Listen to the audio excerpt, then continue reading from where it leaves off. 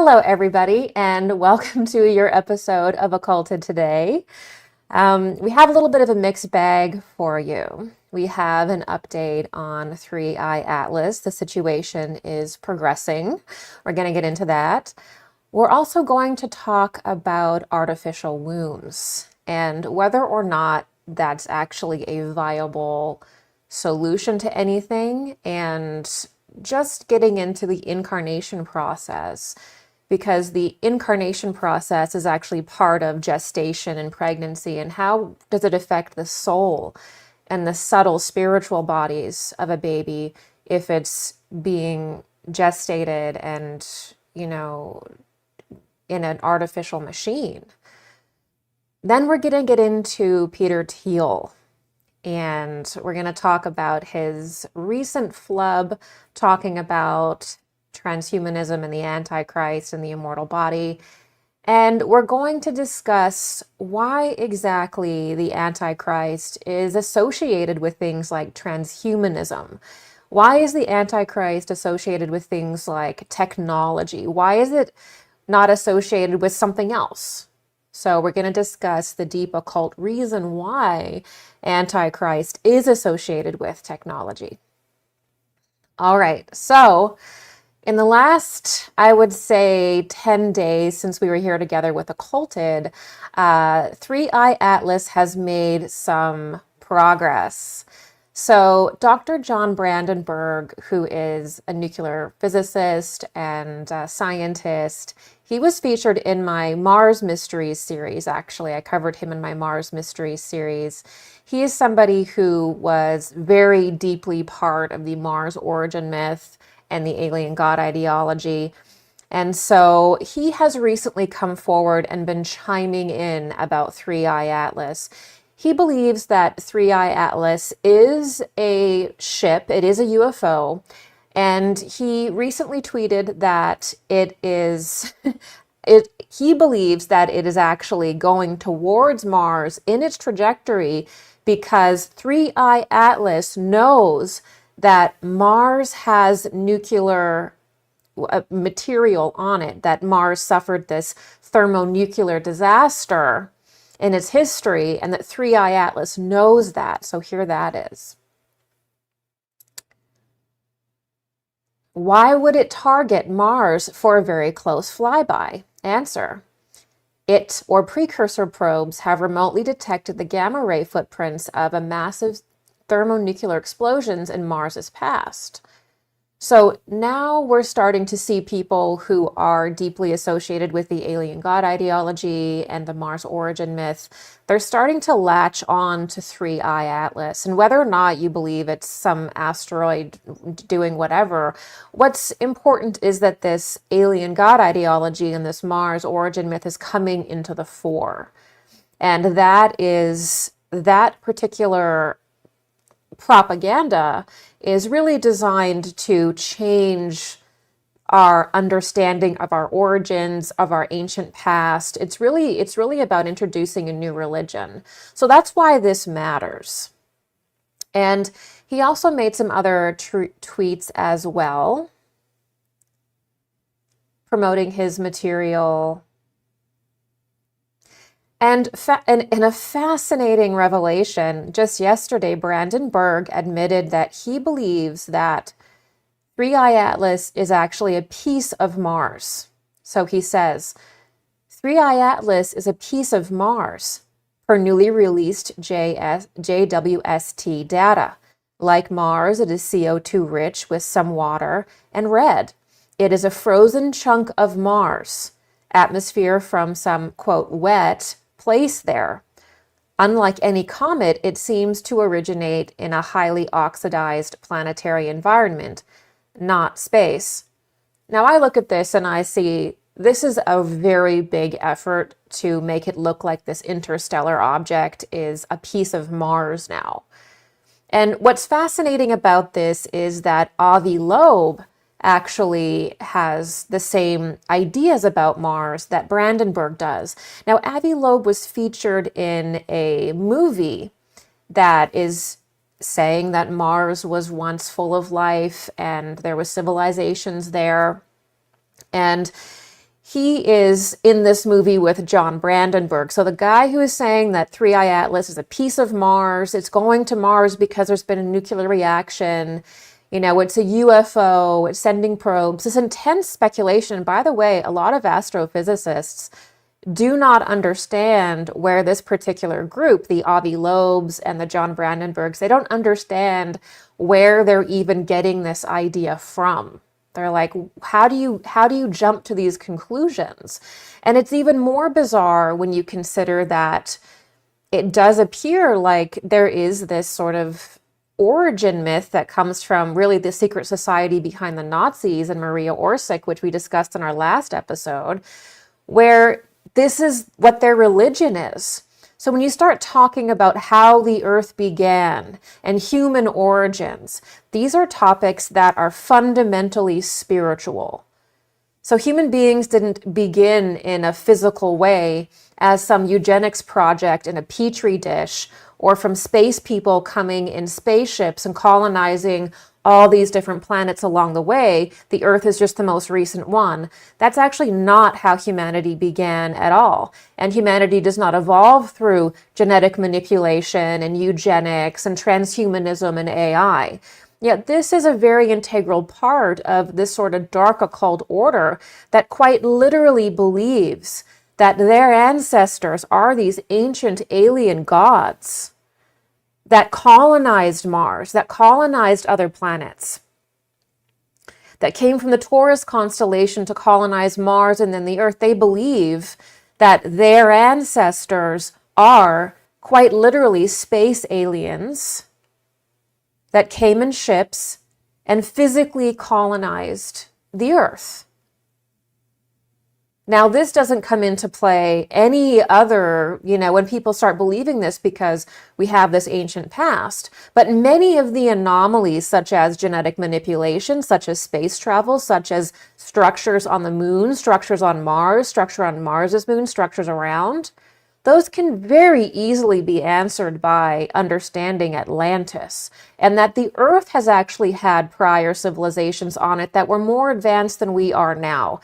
So it's this kind of weird, inverted thing that's going on where we think that we're just looking at this scientific process of Avi Loeb, the famous astrophysicist, but oddly enough, also part of the Israeli, you could say, intelligence arm,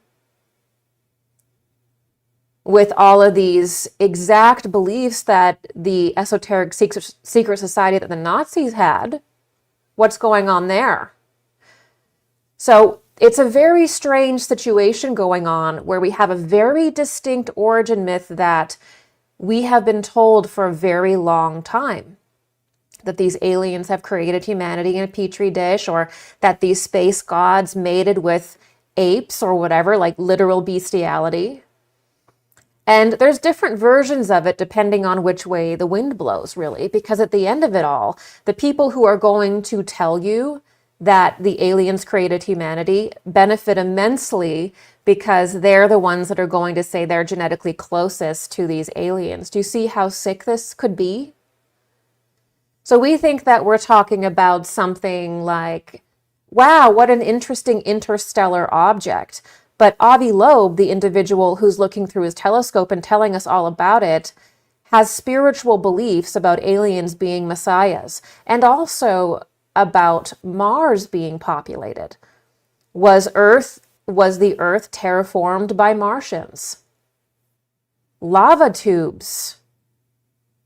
No high-rise left standing from early Mars or Earth. Follow the extraterrestrial water. Are we being slowly drip, drip, prepared for the alien god ideology and the Mars origin myth, which completely is an attempt to usurp our origin story? It introduces this weird AI religion. It introduces technology as the ultimate achievement of man. It introduces space colonization as the ultimate elite, superior thing that you can do, because if you're gods, if the people who created you are eugenicists, that created you through genetic manipulation, And the gods who created you, apparently, allegedly here, are space colonizers that hop around to different planets, seeding them and colonizing them. That means that that's what these people are going to want to do, because in their perception, that's what God does. God is the eugenicist. God created man through genetic manipulation. God is a planet colonizer. God needs man to fly around in spaceships and colonize other worlds. So so this is the weird thing about all of this. So Avi Loeb and Brandenburg are associated with one another because they believe that Mars has been populated. They speculate that it has, which is directly associated with the Mars origin myth and the alien god ideology. And why I spend so much time on this is to countersignal and to provide an alternative and more appropriate, empowering, and true narrative so that we can confront something like this, right?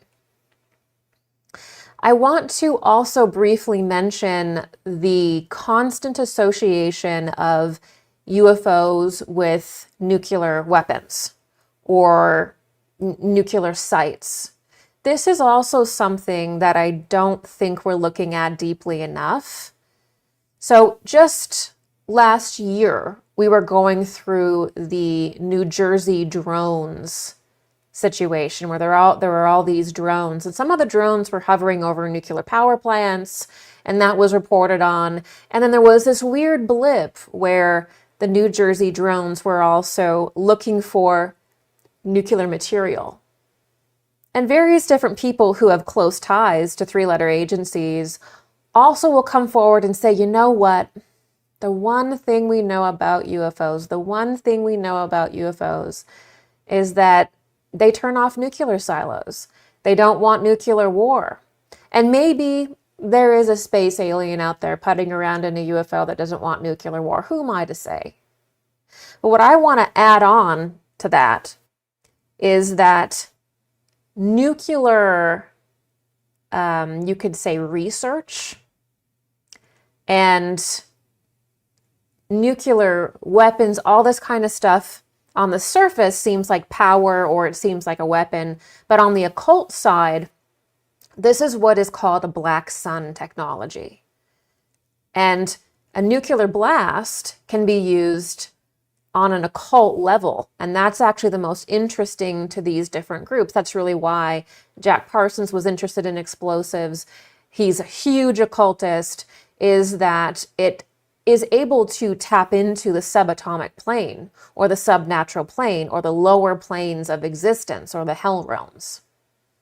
And keep this in mind because we're going to circle back to this when we talk about Antichrist. So nuclear explosions is a kind of magic. It's a kind of black magic, and it brings forth entities from the hell realms. So when people start associating technology and nukes and UFOs and space gods, we really have to pay very close attention to this because that is an occult practice to certain groups. So when you see someone, like a Jeremy Corbell or someone go on a podcast and they're like, well, you know what? There's a connection with nukes. You have to say in the back of your mind, well, nukes, nuclear reactions, is an occult activity to certain groups. You just can't look at the surface of this. You have to understand that that is a form of occultism. It's a kind of black sun magic. We can't just look at the surface of things anymore. All right. So it is true that Avi Loeb also, again, has these same feelings about Mars. One of the posts you can see, they're posted on December 25th. So he posts one actually on Christmas Day in 2022 and another one on the next day after Christmas, Boxing Day on 2022. So he actually has similar ideas to Brandenburg, and it's going to be fascinating to see this 3-eye atlas thing play out. Because as they do this, they're also looking at social media. They're gathering data on what people are saying and what people are thinking. And if the way they do it this time doesn't roll out, Avi Loeb has already said that he has something called the Rubin telescope, which will be able to, I think it was, find 50 other interstellar objects in the next 10 years. So he's got this set up so they can keep doing these operations, they can keep finding these interstellar objects and tweaking it until maybe people accept it. But it's my opinion that this creation, that this new creation myth, is a deep part of a huge effort to promote space colonization, alien gods, technocracy, and science is going to become the bearer of this new religion because I have scientifically discovered this life on Mars. And by the way, we have already a space program that has developed privately. And anytime stuff like this starts to come up, we have to be honest and say, you know what, it's very possible for us to create this as a psyop. Our technology is more advanced than what it is. It's like we stopped doing these moon missions. We've stopped exploring space all of a sudden because it went in the background, and now they're doing it privately. And this is a big tiff between different administrations, obviously. But we have more advanced technology, but it's not being done through NASA. It's being done through these private organizations now. So as soon as the technology gets to a certain level, it goes private. So we don't have access to it. We have no right to it, even though often our tax dollars are still funding it. So it's completely within the wheelhouse at this point in 2025 for them to literally create this entire psyop, including whatever is going on Mars potentially. We have to consider that as well. We can't be so naive to think that what we are hearing from an Israeli intelligence officer and people who think aliens created humanity and all this kind of stuff is going to be 100% real. But I encourage you to do your own research on this. So we have to be somewhat suspicious of this particular narrative. All right, so the Three-Eye Atlas narrative is evolving, and scientist John Brandenburg is claiming that the interstellar object is a UFO, that it is actually a piece of Mars, and he also claimed that Three-Eye Atlas was interested in nuclear explosions that happened on Mars. Both Brandenburg and Loeb appear in a movie that has been recently re-released on Prime that claims there is life on Mars and our ancient history and entire conception of ourselves is not what we think it is. And that this is a big part of disclosure, the ultimate part of disclosure, right? The ultimate part of disclosure is not, oh, we have advanced technology. The ultimate goal of disclosure is to rewrite human creation and create a new religion. And with that new religion, a new techno-scientific existence, basically.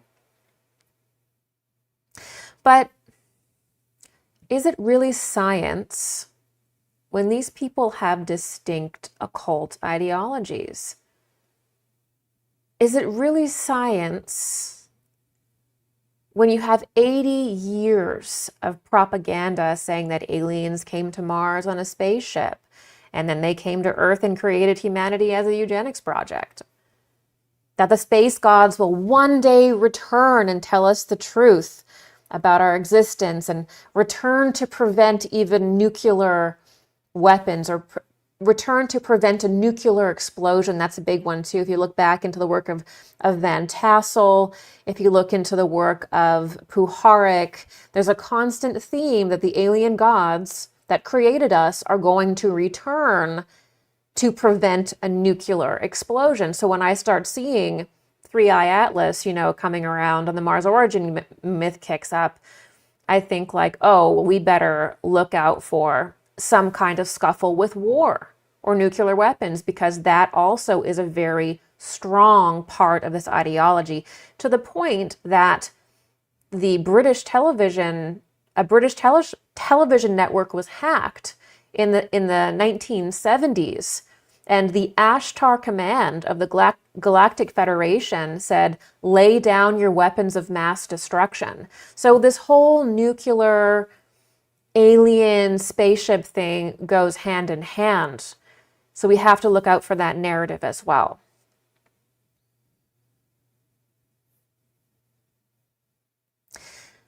How can we trust these people when they overtly push the unique origin story of the occult order behind the Nazis like it's scientific gospel? Now, if you're just joining me now and you don't know what I'm talking about, please go back and watch the episode of Occulted before this, where I outline the origin story that I'm speaking about. All right. Just checking the comments here, looking good. All right. So I want to remind you guys as well that I also have a private platform and I do live Q&As there, and that helps to support this free work here. I also offer classes and all that kind of stuff. So if you do enjoy my work, please consider going over there and supporting it. And a big shout out to everybody who is watching this on the website right now. There's an absolute party going on over there with members. So if you're interested in that kind of community, check it out. All right, so the next thing we have to talk about and get into the occult underpinnings of is this idea of artificial wombs. So I've seen this pop up like every year or so. There'll be a trending post about how there's going to be these artificial wombs. The most recent one was from a company called Kiowa. So China firm plans world's first pregnancy humanoid robot using an artificial womb. So they're beginning to develop this, and they want to have an artificial womb carry a child from fertilization to birth. The price point they're thinking is about $14,000. So that would be less than traditional surrogacy. So the surrogacy field is like, oh no, these robo wombs could basically take over surrogacy. But the pitch is that if you have like high risk pregnancies or you have infertility, that this could be an option for you to have a child. But also they say that it's for inconvenience too, like for working mothers or people who don't want to take time, people who don't want to take time off to actually have a baby can have a baby because babies are inconvenient. That's been another pitch as well. But even amongst the scientific community, there's a lot of doubt, like things like hormone regulation and immune system issues it's not clear that a computer can actually regulate these things or understand the intricacies of these automatic processes that happen between mother and child. And also there's huge concerns around the maternal connection and the importance of maternal connection. So this is not at all ready to be used, and scientists actually think that it's decades away. So we have to be careful with this whole transhumanism AI thing, that we don't just get carried away and terrified of every single headline, because a lot of this stuff is probably further away than we think, and it may also not be as popular as we think. But you may remember this cryptocurrency individual who was the inventor of Ethereum, who said that he was for artificial wombs and that it would sort of even out the playing field. This happened a few years ago, so it's not the first time that we've seen this. And they've successfully done it with a sheep. Here's an example of, like a baby sheep in an artificial womb. So they have been able to do it with animals. but animals and humans are very different. So that's the news. And let's get into what actually is happening during the gestation of a child. Most of the time when you see artificial wombs, like, it's a scientific process that's just focusing on data.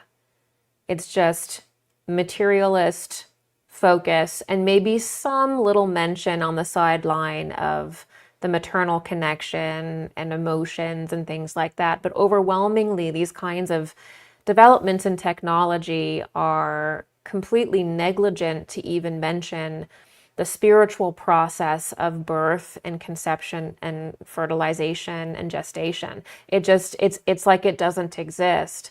And this is probably the most concerning aspect of this, because when a child is gestating in the mother, that is actually part of the soul's incarnation process.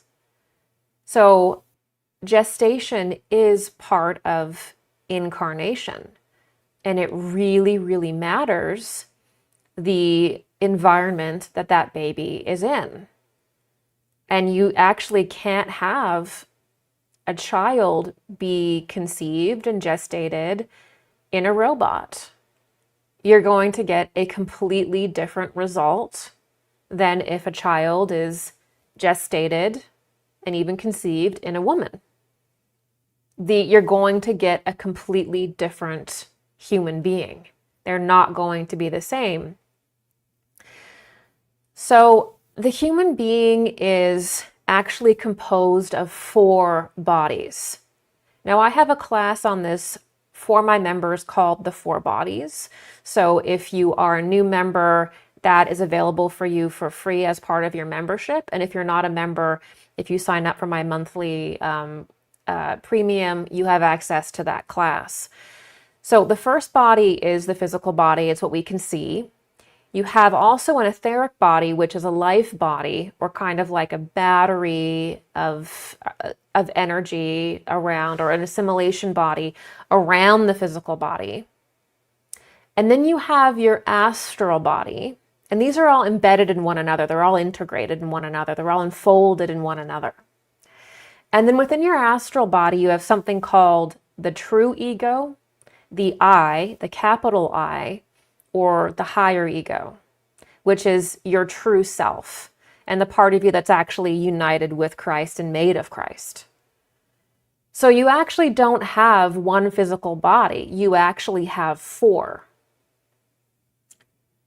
And your entire experience, of the sensory world, your everything in your life is actually because of the relationship of your physical body with these 3 higher bodies that you have. And you have it whether or not you want to admit it or not. So as the physical body is forming in the mother, the etheric body is also forming within her body, within her etheric body, and her spiritual bodies are enmeshed with the baby's body, and it's like a cushion or a matrix in which the baby is forming its etheric body, its astral body, and in which eventually, as the pregnancy moves forward, eventually the I will fully enter into the baby. And the I enters into the body through the astral and etheric sheaths. So when you start to mess around with that and you say, a robot cannot produce, a robot does not have a spiritual body. A robot has electricity, it has magnetism, which is actually a kind of false synthetic spiritual energy, really. So what's going to happen when you have a child that is being formed in an artificial womb and it doesn't have the cushion and matrix of the etheric and astral body of the mother? It literally has nothing to support its own development. what ends up happening is the etheric body will not form properly in that child. The astral body will not form properly in that child. They will not be integrated properly because the child also uses the mother's natural rhythms to form its spiritual bodies. So the mother is deeply connected with different spiritual currents, currents of the earth, currents of the cosmos, and she is digesting that just like she digests food and feeds it to her baby in the umbilical cord and the placenta. She's also digesting spiritual forces, and she's providing that as a matrix for the baby. Now, the baby does not form its etheric and astral body out of the mother's. It forms it within it. So it's more like a cushion, okay? Also, the waters of the body, the waters, the amniotic fluid in the womb of the mother is charged with the very primal event of creation. So the waters of the body become the limbic system and the waters of the child's body. And that water is charged with primal creation, the first lightning of the Father and the first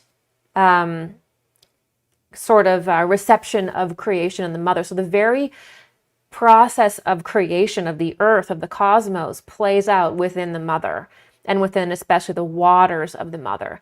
So the child is also not getting this primal recapitulation of creation itself through the waters of the mother, because the waters of the mother are the waters of creation. It is the primordial ooze. It is the water that has the crystal lattice of the first form. A robot does not have that. Why would it have that? It doesn't have that because it is a robot. It's not alive. It does not have life in it. To have life, you have to have blood. You have to be human. You have to come about into this world in a very specific way. So no matter how much man plays God, he cannot be God. And you cannot produce a child in an artificial womb. That child is going to have severe issues with disassociation. It's going to have disorders, personality disorders, because its spiritual bodies will not be able to properly form. It won't have the same connections. And what's going to happen is you're basically going to produce a shell. You're going to produce a human shell, because there's no lineage of spiritual essence. There's no life. So if something like that happens and you see these like warehouses full of these artificial wombs, those are just shells. A higher soul, which means a complete soul with an eye that's developing properly, cannot enter into a body that doesn't have a well-formed etheric body and astral body.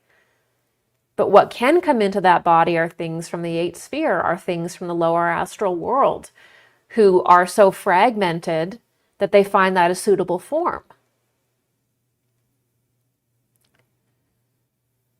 So there's a lot of concerns with this, and it needs to be discussed on a spiritual level, because it's just not appropriate to think that you're going to have an artificial womb with like some water in it, like like creating baby. Like, this is not acceptable. And you do have to have a solid spiritual understanding and clairvoyant abilities and understanding of spiritual science, perhaps, to explain it or whatever. But yeah, this is a very dangerous direction to go in, and it's a very arrogant direction as well. You know,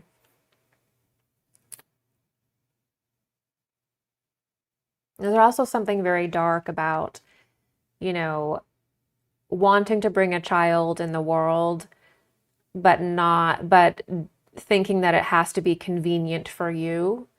You know, being a parent, being a mother, being a father is about sacrifice.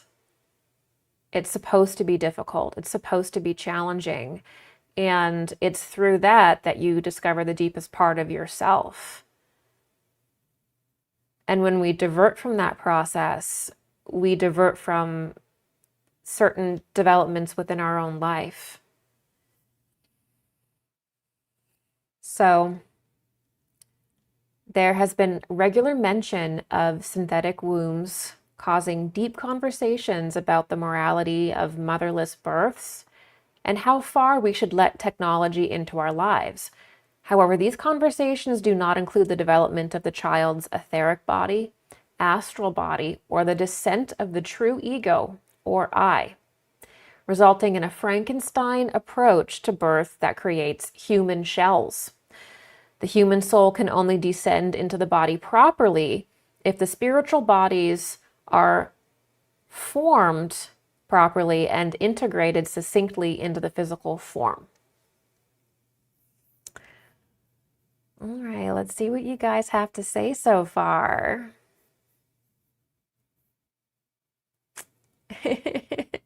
All right, this one is from Steve. Peter Thiel is a poster boy for ghoul face, extreme low energy, and like HRC, there's more than one of them hiding in there. That's a really good point, is that we're going to talk about this later. This is the next section we're going to go into is Antichrist. But there is something that's called Antichrist spirit, and then there's Antichrist. So the Antichrist is an actual being. It's an actual entity. But then there's also something called Antichrist spirit. And the Antichrist spirit can really possess anybody and draw them towards Antichrist and lead them to serve Antichrist and become caught up in that impulse, basically. So we should understand that there is a plural element to the Antichrist, but there's also an individuated aspect to Antichrist, which is that the Antichrist is an actual being. He's an actual entity, and we are facing his incarnation. Penrar, Peter Thiel is an anagram of the reptile. What do you know? Is that like gematria? Is that I guess that's numbers. Member, I wish they'd just leave for Mars and leave us here as the stewards of this beautiful planet. This is the thing, is that I'm actually for them going to Mars. And I think if they want to go on this exodus, Loeb considers planetary colonization to be a religious event. He thinks it's exodus. This is also probably what Elon Musk thinks. These technocrats have a different view of spirituality and religion than we do. We have to understand that. They have a different occult ideology. And they think that, getting off planet is like exodus. This is what they need to do. The problem is it's very expensive. And they really need our tax dollars and our support to do that. They can't just do it on their own. And so it's like, yeah, if they could just hop on a rocket ship and leave, that would be fine. But there's so much that comes with it, is that we have to pay for that. And these funds should be going towards real issues with the environment, real issues with the structures of our cities that are falling apart. We have a lot of problems in America, and we should be confronting those on Earth, not paying for these people to live out their alien god fantasies about being, colonizers of different planets like their alien gods did. We have to understand how weird that is. Okay, Anna, hi Gigi, really appreciated your last interview on the Dark Journalist. Thank you. Member, I'm so glad to be out of the New Age and not wanting a savior. Whether second coming Jesus or like the Galactic Federation. Yes. Okay. Jai Hai Rubis. The earth enfolds on itself over time. So amazing. There is any evidence left at all. Yeah, this is the thing too. What Jai Hai is saying is that the earth sort of has this process where it goes like this, where literally it dissolves itself through the center, and we're actually losing matter over time. And so how the earth operates is as a spiritual being that is a physical being.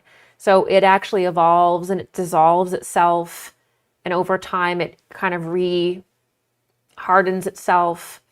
So we actually can't use something like just archaeology to paint this picture of our ancient past. We really have to have retrocognition, and we have to awaken our higher abilities and remember our past and go a lot deeper and even understand on a spiritual scientific level how the earth comes to be. It materializes from spirit into matter and then spiritualizes out of matter. So once you understand that, you can see that the earth is slowly evolving over time through materializing and kind of dematerializing. It's such a huge period of time that we don't really, we can't really observe that. But when you start talking about what we're talking about here, the creation of humanity and the events of Eden and fallen angels, that absolutely matters, because now we're dealing with a swath of time so big that we actually do have to understand the earth has been shifting in its form and has had a different quality to it.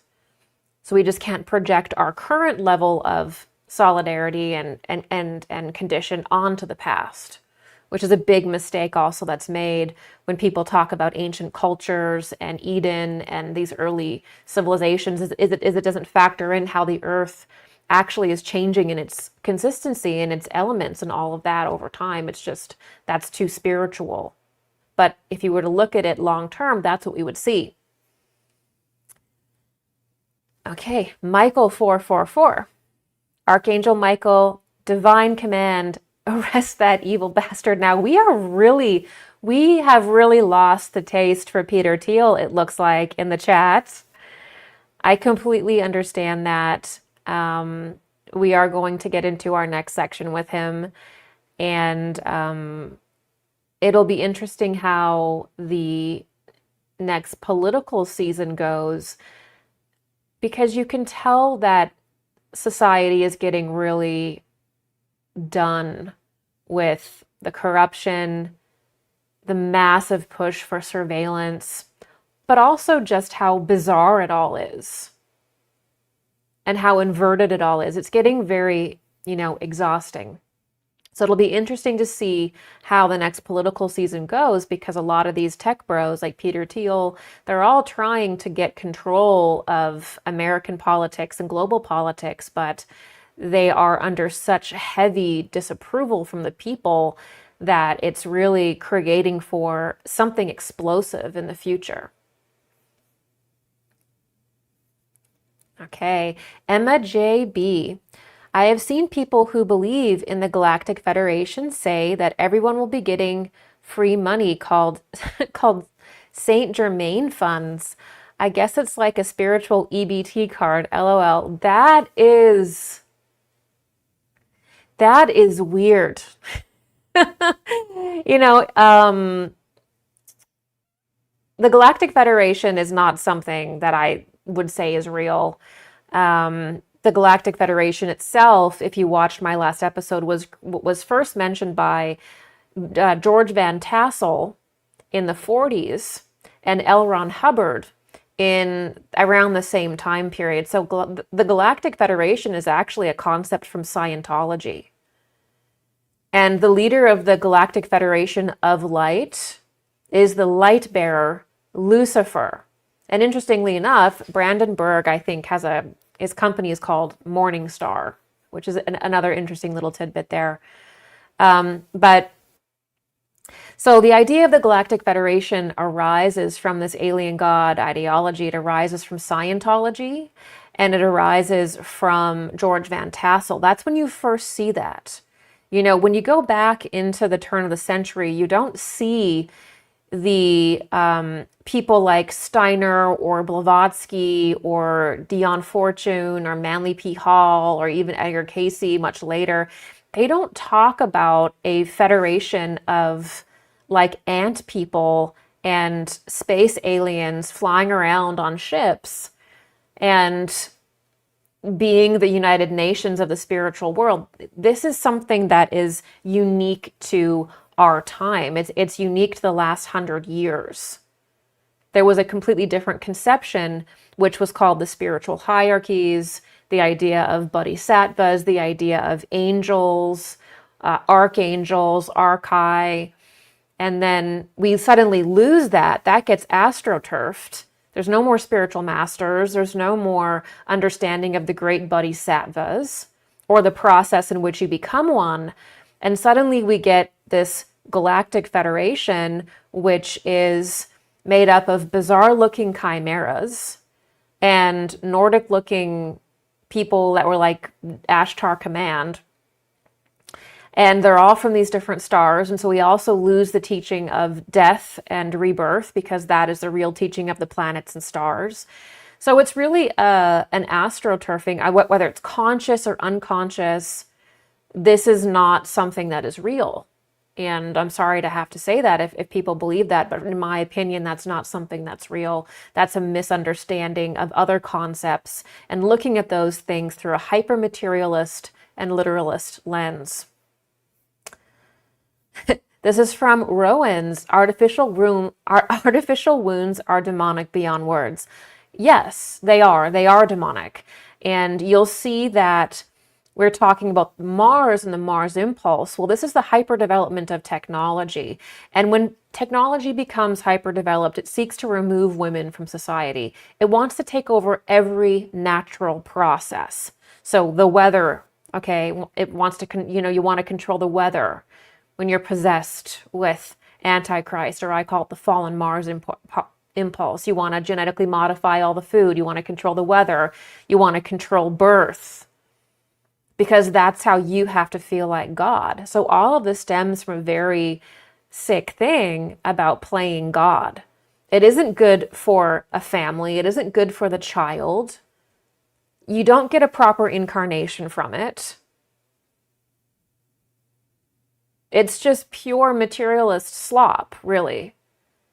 And when we look at it, we can see the intersection between matter and spirit with stuff like this, because the spiritual world is just not even being considered. It doesn't even exist. And this is what's happening more and more and more. Okay. Brandy Dawn, with everything we are learning about the nervous system dysregulation while in the womb, I can't imagine how this would affect babies growing up. 100%.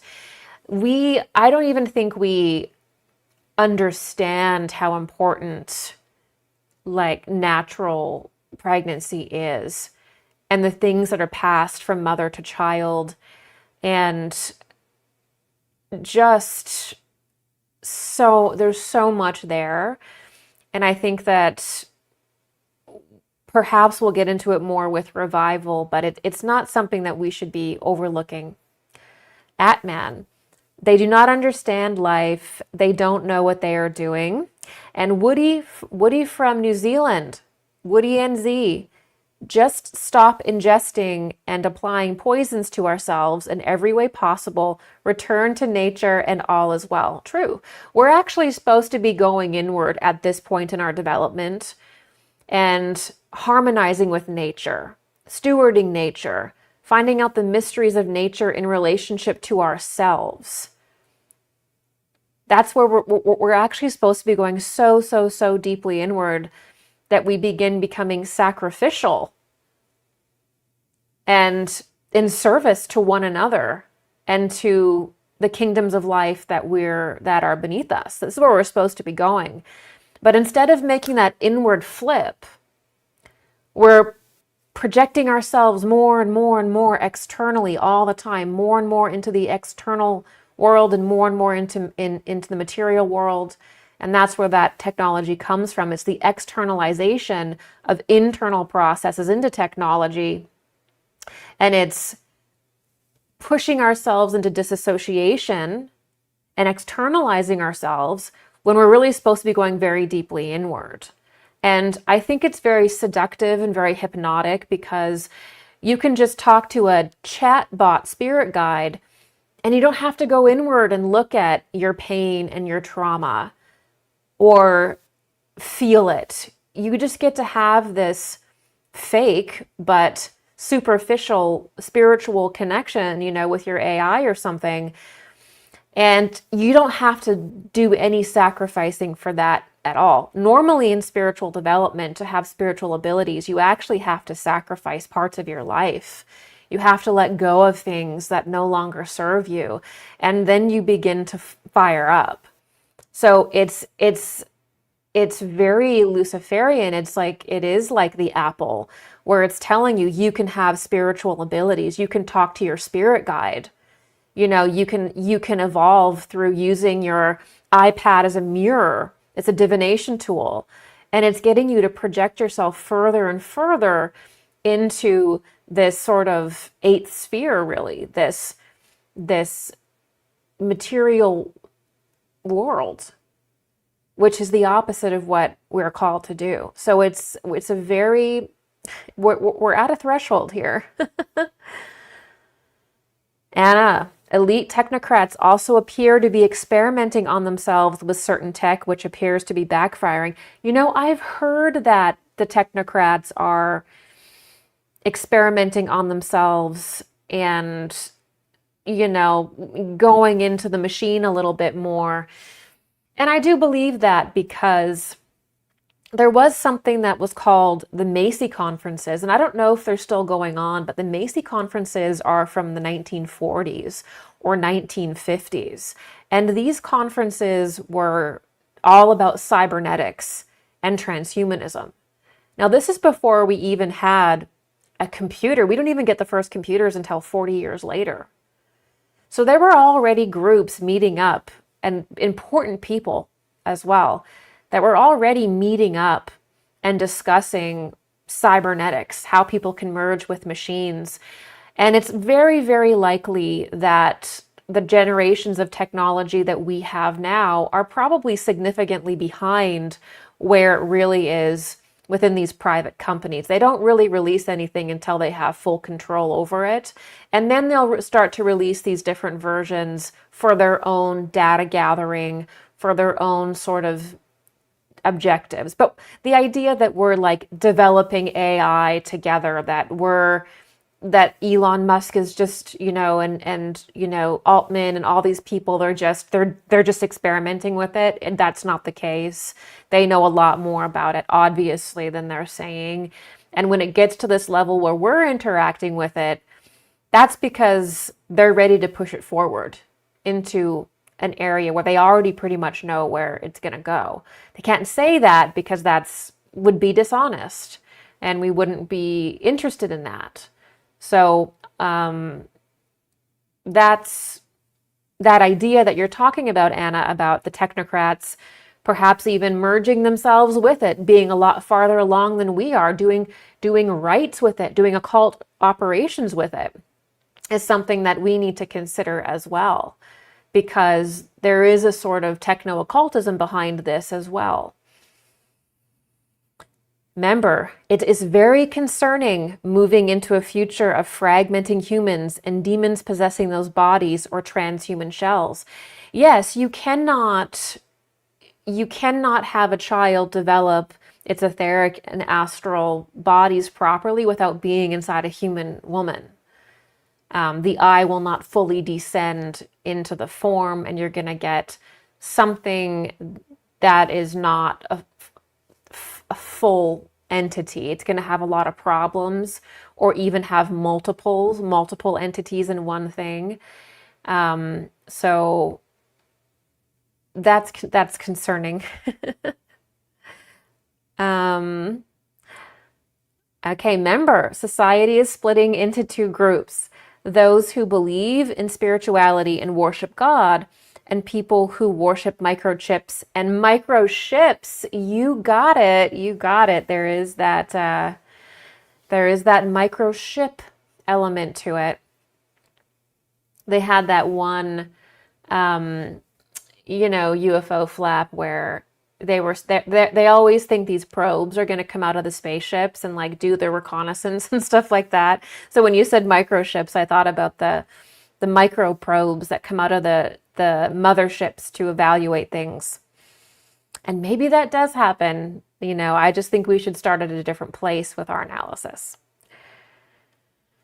And we will definitely bifurcate into two groups. One will be natural and will seek to evolve through more and more natural means. It will not be anti-technology, but it will be the conscious use of technology in such a way where we can actually be good stewards to the mineral kingdom in which the technology is made of. So it's not about not having technology. It's about using technology in a way that is moral and that's appropriate, which means the mineral kingdom needs to be raised by it. And if you've got a cosmology where you're trying to play God through technology, you're trying to create a space fence, you're trying to create a surveillance system that's completely unnecessary, if you're trying to, do a neural link situation,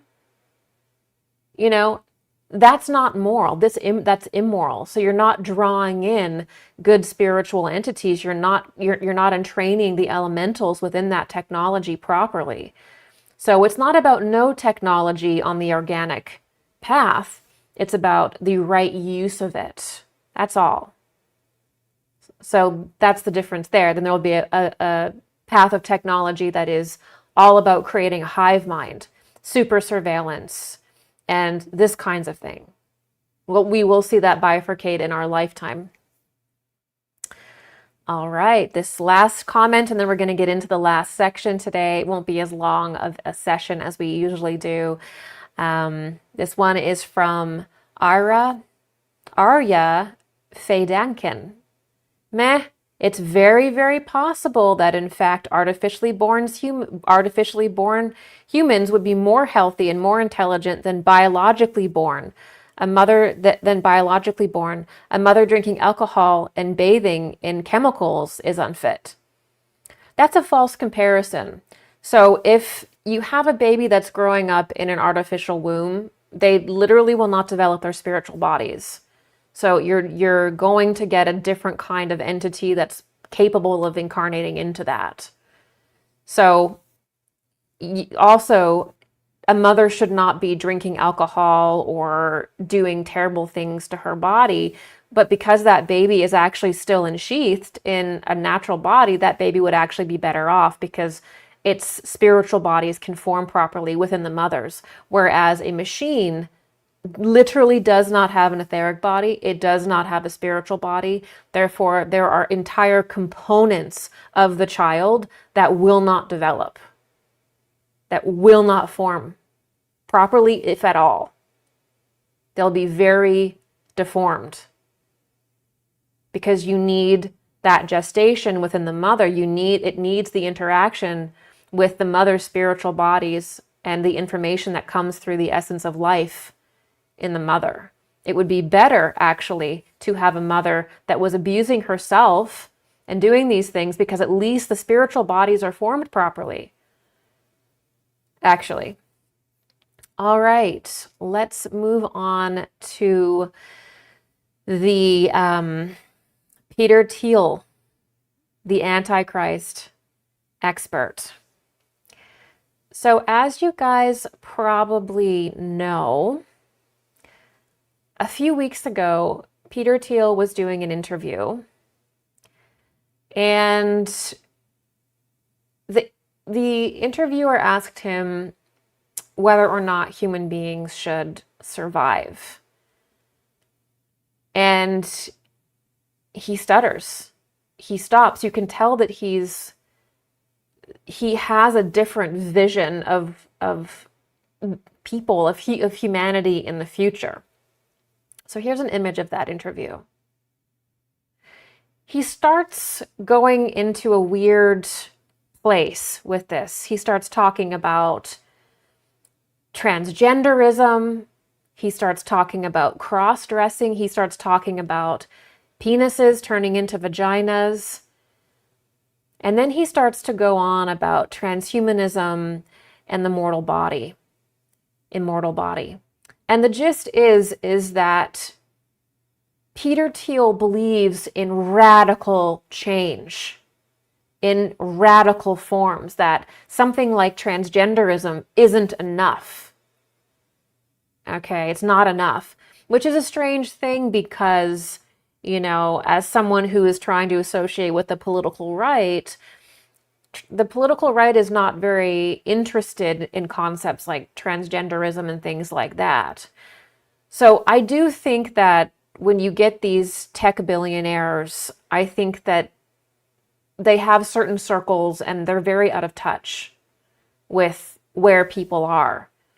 And it's very possible that they have their own intense occult ideologies, which is that it is man's job to play God. It is man's job to, it's like Elon Musk said. He said that, once you understand DNA, once you understand genetics, you can turn a human being into a friggin' butterfly. So there is this idea within certain tech oligarchs that they can play God with the human form, that they can play God with technology, and that's really what resurrection should be. That's really what it is. It's really a Christian concept. Now, there couldn't be a less Christian concept. There couldn't be a less spiritual concept, actually. What he is saying here is the most unspiritual mess. It's awkward that I've ever seen. So the immortal body is not a transhuman body. It's not a body that has been made to live forever by machines. The actual immortal body happens through the glorification of the spiritual bodies through Christ. So within our four bodies, like we were talking about before, contains the essence, the kernel of Christ. And this is bound with what is called our I, or our true ego, or our highest self. So our actual identity is bound with the Christ on the highest level. So we are part of him and he is part of us. And it's that aspect of ourself that we attune to, that we dedicate ourselves to, that actually ends up glorifying our spiritual bodies. So first our astral body becomes glorified and purified. And then the etheric body becomes purified and glorified. And these are all different stages of initiation. They're all different stages of consciousness. And then the physical body is completely transubstantiated into a spiritual body. It's completely transformed through the Christ into a spiritual body. That body is called the resurrection body, the immortal body, the diamond body, and that's been talked about in pretty much every spiritual tradition from different perspectives since time immemorial. In the Eastern traditions, this was called the diamond body, and the people who had achieved different levels of this were called immortals, or the cloud walkers in the Eastern traditions. Somebody who has achieved a glorified etheric body is called a Buddha. The bodhisattva even. So there are actually names for these stages of glorification that the human being goes through Christ. So the idea that that process of your glorification through Christ within you is done by a machine is blasphemy. It's complete and total blasphemy. To enter and merge with a machine in any way like that, like Neuralink and these things, I'm not talking about a pacemaker or like if you need to get your knee replaced or something. But when you actually start giving yourself and different processes, replacing your organ of thought with an AI, all this kind of stuff, when you really start merging with machines, you lose yourself. That is the definition of Antichrist. Again, the immortal body is not physical. It actually is the transubstantiation of the physical body into a spiritual body through your relationship with Christ. It actually takes your physical body and dissolves it into a spiritual body. Now, that is the mystery of Jesus and the mystery of Christ.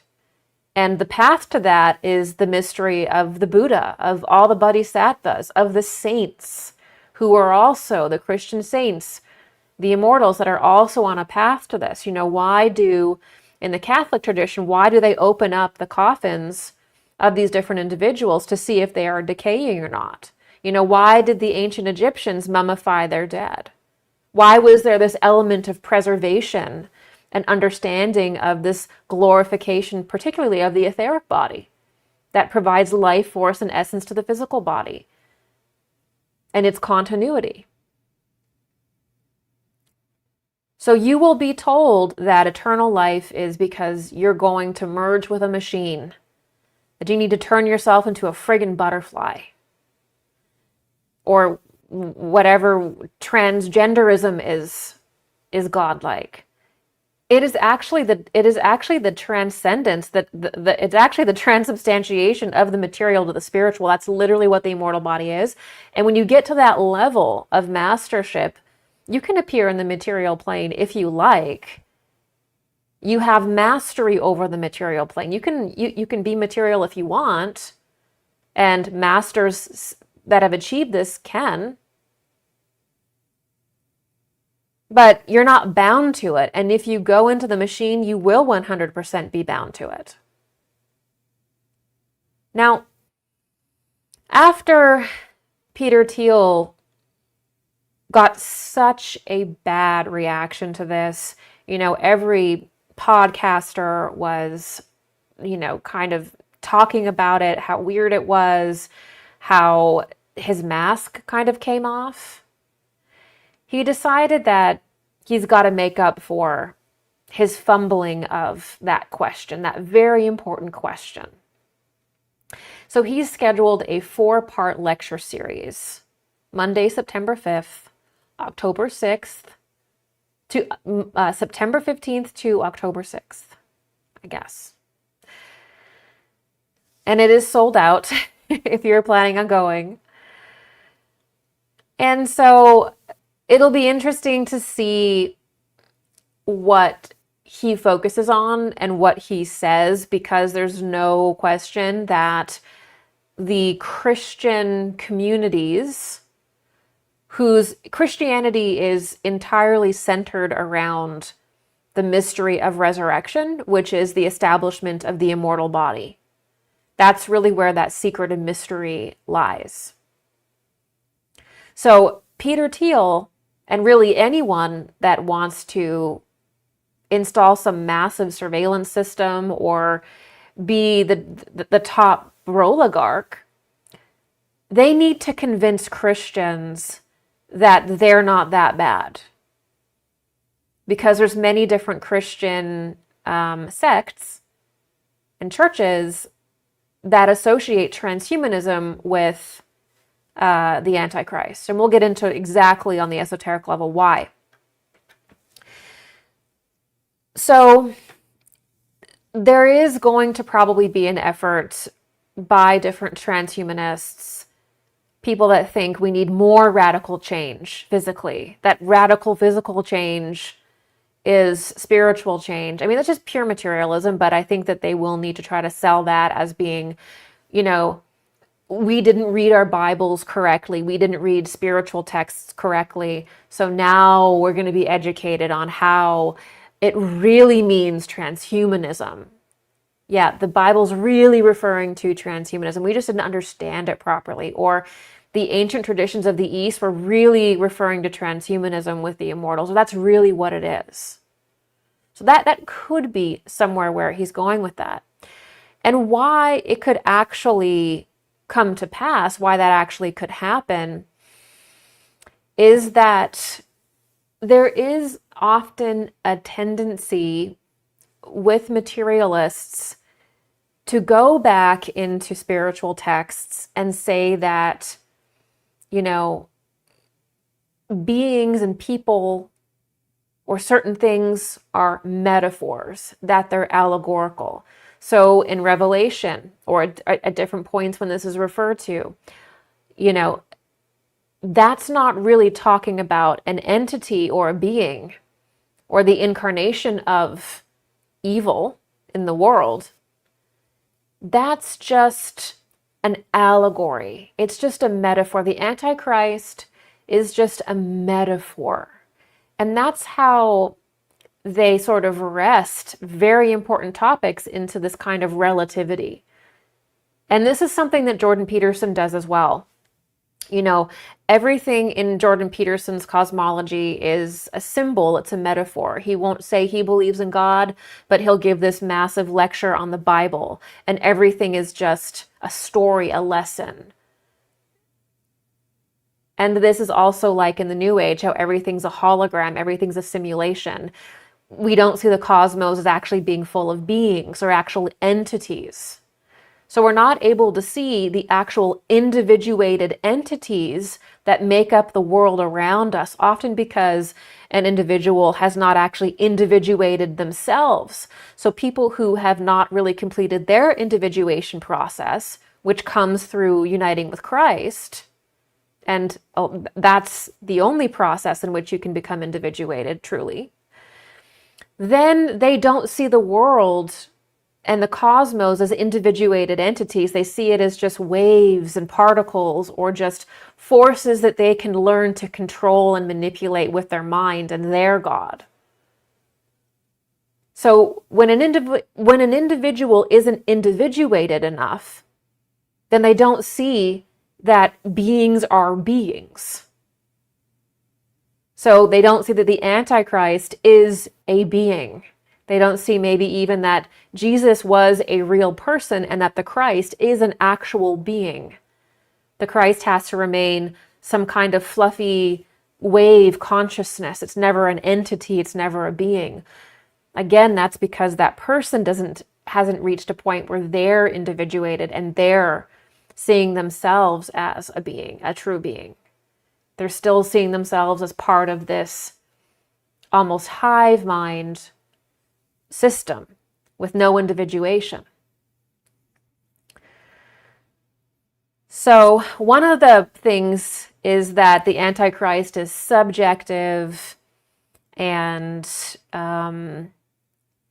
like, you know, it's like when he was talking, he was like, well, you know, the word nature isn't in the Bible. It's not really in the Bible. So it's kind of this like really slimy, well, it's not really, it's sort of like this kind of moving it around, trying to rewrite it so that it suits their narrative. And I'm sure people will actually believe it. I'm sure people will actually believe that. All right.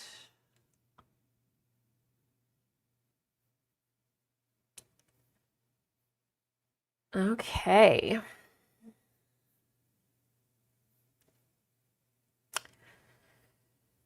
So we won't be able to really analyze what he says until he makes a lecture, but we will go over that as well.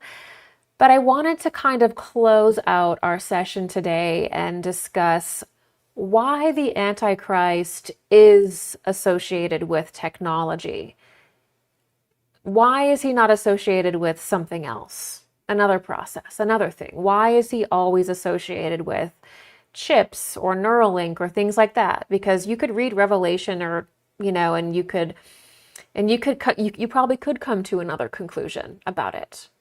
But when we understand the occult science behind Antichrist, we can very quickly understand why the Antichrist is associated with machines and technology.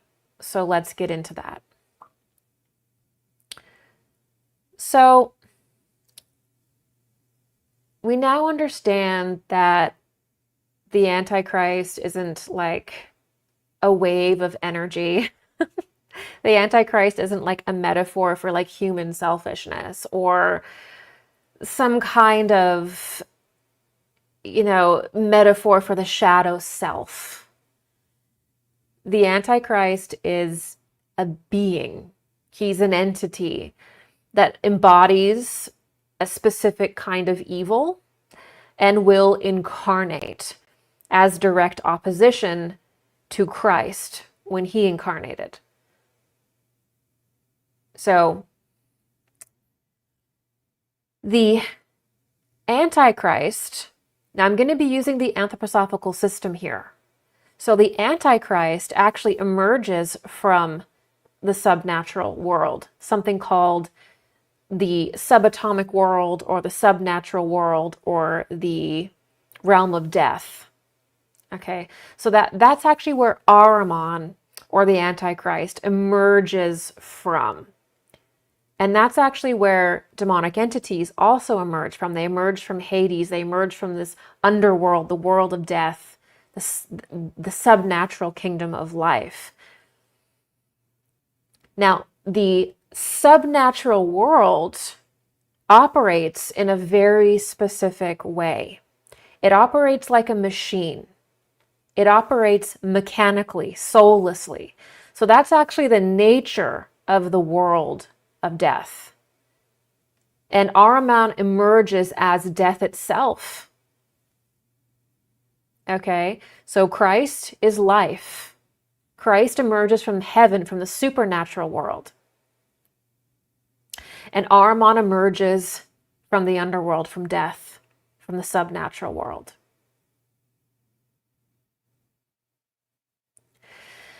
To place it even further, we can lay it out like this. You have the natural world, okay, which is where we are. We live in the natural world. Above us is what is called the supernatural world. This is the realm of the angels, of spiritual beings, and it's also the heavenly planes in which our soul can ascend into upon death. It's also often called Devachan in the East. That's the supernatural world. Beneath the natural world and beneath the supernatural world is this subnatural world. This is a world of entropy, of decay, of death, of inversion, of an unzipping. It's also associated oftentimes with the moon plane. It's also where parasitic entities that work against the natural and supernatural world exist. And natural science tends to obsess over the earthly mechanical level at the expense of spirit. So natural science, and why in anthroposophy it's associated with sort of like Satanism or the Ahrimanic nature, is that natural science doesn't include a holistic worldview of the supernatural plane. It only includes the natural world, and then it often gets pulled into the subnatural world. So it only operates often within that spectrum. Now, so when you're looking at the creation of machines, mechanical things, you're automatically foraying into the subnatural world. When we start to create these golems, these devices, they start becoming mechanical. We start to directly tap into that subnatural world. When we give processes to things, when we have electricity and magnetism running through things, and especially with devices that have electricity and magnetism. Electricity and magnetism, and actually radioactivity, are dying ethers. Electricity is dying light. And magnetism and radioactivity are also dying ethers. They're decaying. So when you start having these mechanical things that have electricity running through them and magnetism, you're starting to really pull very, very, very heavily from the subnatural world. You're creating really an imbalance in the world at large, and also, of course, in the human being. And Rudolf Steiner says very clearly in his analysis of Ahriman and the subnatural world that the more that humanity wants to develop all of these machines, all of these technologies, we want to electrify the earth, we want to radiate the earth, we have to go equally as far up into spiritual realization. So there should be no technological development further than we are spiritually developed. But what ends up happening is people develop these technologies, nuclear technologies, maybe even some free energy devices, even the use of electricity and magnetism, especially at very high levels. And they start tearing in to the subnatural world, the subatomic plane, the hell realm. And they start to become possessed very quickly through their interaction with these forces that come through machines, that come through the electricity and the magnetism, especially when someone is not attuned enough to handle the exposure to that kind of power. So then people become possessed by beings from the lower planes by developing technologies without the right spiritual attunement. And then they seek to fulfill Ahriman's goals, the Antichrist's goals. Ahriman is the Antichrist in the anthroposophical system. And I highly recommend, if you want to learn about Antichrist and really have that deep perspective, it's going to be through the anthroposophical system. I think that Rudolf Steiner brought this forward like no other spiritual teacher. And so if you want these deep answers into why machines and technology are so ingrained in this conversation, it's in the anthroposophical system, it's in Rudolf Steiner's work. We're just only going to scratch on it a very small little bit today. So the hell world, the subatomic world, the world of death, the world of decay, the world of entropy, it operates like a machine, like a devouring machine. It has a machine-like quality because it's soulless. The I, the higher development, does not exist in a complete way in that realm.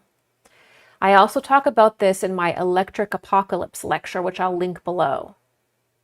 So there's a very good reason why the Antichrist is associated with machines and technology, is because that's literally the essence and the characteristic and the qualities in which he operates in the subnatural world. Now, angels and the supernatural world only operate through humanity. They operate through human beings. They don't operate through machines. And this is why I speak so much and say, listen, your chat bot isn't your spirit guide. It's not your Ouija board. Because technology has a tendency to pull incredibly into the darker planes for the reasons I have just mentioned. It's not a neutral device. You're not looking at some neutral device. You're looking at something that leans and pulls by its very nature into the hell realms, what could be called the hell realms, to be a bit more dramatic. Humanity cannot create something that is perfect and neutral. We are not perfect, so we don't create perfect things. We create, if anything, imperfect things. So we can't create a device that's like perfectly able to receive angels and stuff like that. Our human body is that device. Our human body is what receives the angels. Our human body is what receives Christ, what receives the supernatural world, because our body, as it is in the image of God. Which is why Ahriman will also seek to destroy it through genetic modification, through transhumanism. Because we are in the image of God. and we directly interface with these spiritual beings. We don't need any devices to do that. And in fact, the more you try to use these devices, the more you will atrophy, and you will not develop your psychic organs at all, because you're outsourcing that development and that connection to a device, and then you will have no choice but to eventually merge with it because you have not developed those organs yourself. So machines and technology really become like shells as well to draw in entities from this lower world. So that is why the Antichrist is associated with technology. He is like a being of that. And as I've said on my platform, and as I've said here, in proper human spiritual development, we enter into the Christ. We enter into the body of Christ. That's what it means to eat of his body. It means to literally digest our materiality with his immateriality. We're literally digesting him and becoming like him. And we enter into his body, into his resurrection body. And we become immortal as he is. But Ahriman tells you something different. He's building a body too, but his body is out of electricity. It's a machine body. It's a machine hive mind.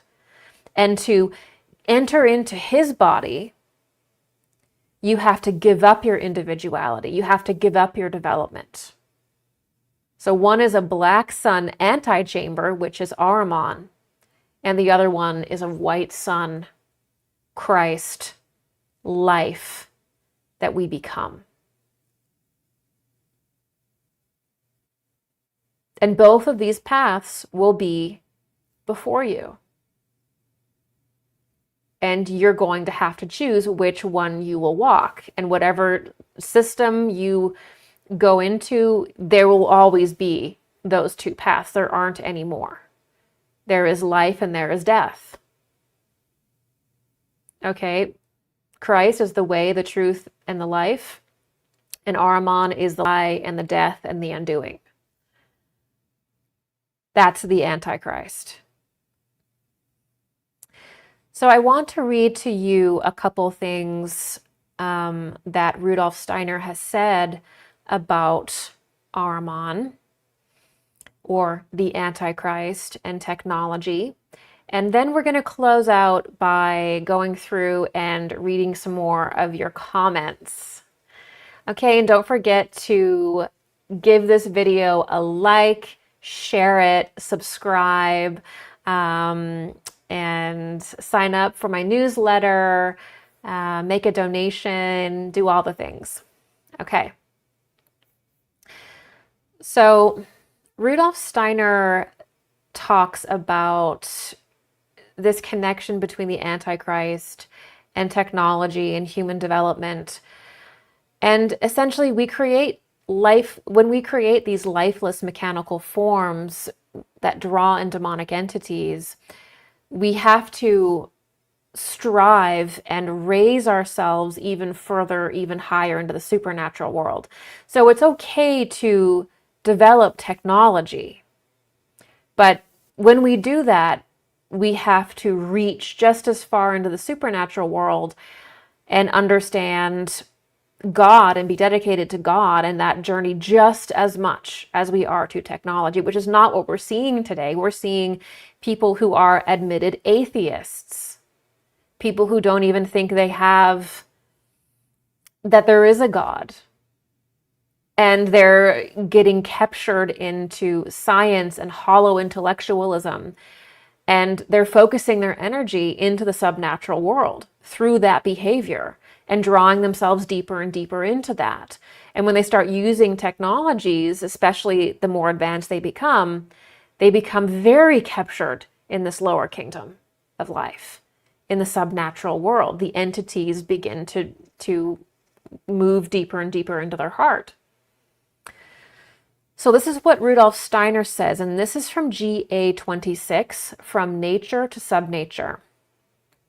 And he says, In the age of technical science, hitherto, the possibility of finding a true relationship to the Ahrimanic civilization or the Antichrist civilization has escaped man. He must find the strength, the inner force of knowledge, in order to not be overcome by Ahriman, to not be overcome by the Antichrist. In this increasingly technical civilization, he must understand subnature for what it really is. This he can only do if he rises in spiritual knowledge at least as far into the extra-earthly supernature as he has descended in the technical sciences into subnature. The age requires a knowledge transcending nature because in its inner life it must come to grips with a life content which has sunk far beneath nature, a life content whose influences is perilous.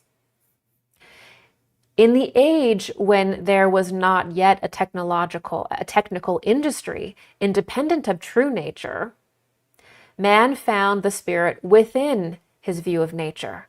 But the technical processes, emancipating themselves from nature, caused him to stare more and more fixedly at the mechanical and material, which now became for him the really scientific realm.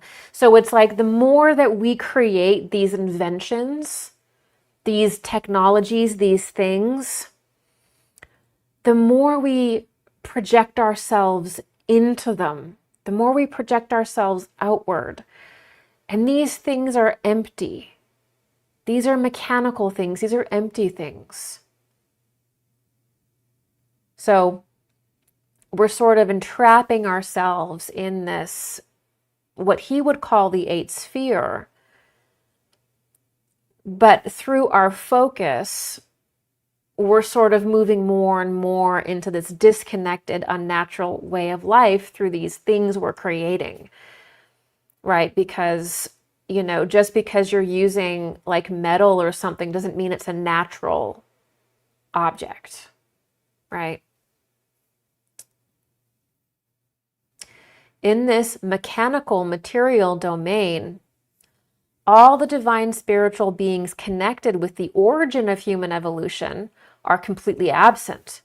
The purely Ahrimanic dominates this sphere. So in order for something to have life, okay, so you don't want to project into things that don't have life, right? Life, in order for something to have life, it has to have blood, it has to have spirit. There's very specific conditions which create life and allow life. And machines do not have that. It doesn't mean that they're worthless. It doesn't mean that they should be pushed aside or not used. But it is this interacting and relating with machines as though they do have life, as though that they are more than they are, that creates this bond of your I, of your soul essence with certain elementals in the machines, and it gets your energy going in a way that is completely inverted. To think that a computer is spiritual or something when it has no life, you're placing a computer or like an iPad or something as an angel. You're trying to replace an angel and your relationship with an angel with a device. Do you see how that doesn't work?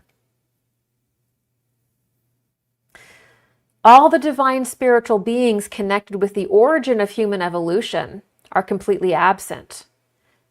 And they're absent because the computer is not divinely created in their image. It's just created in humanity's image, not God's image, right?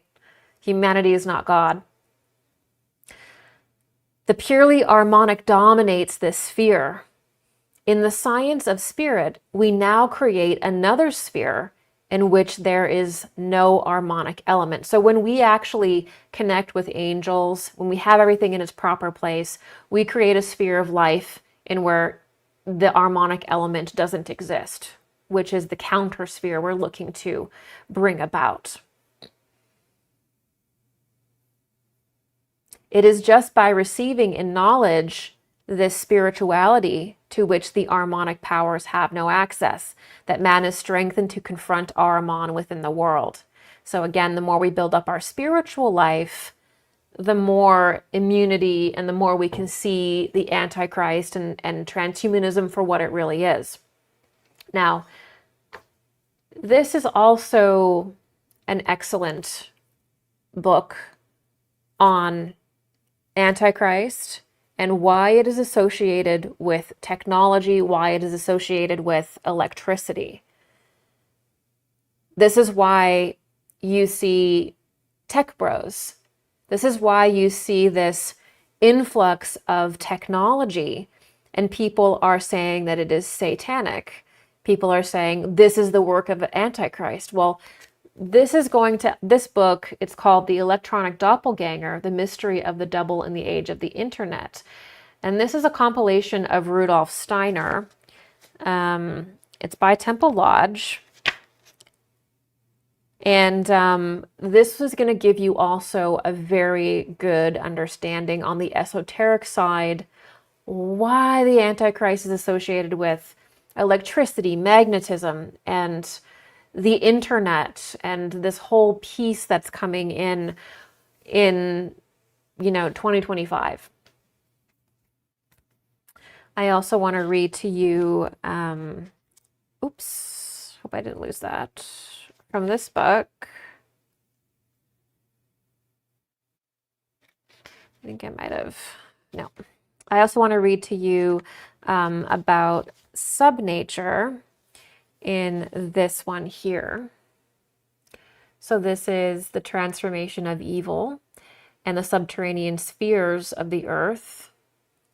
This is also a very good reference for just understanding the nature of that subatomic, subhuman world that the Antichrist emerges from, because we learn about his character and how he operates from the realm in which he emerges.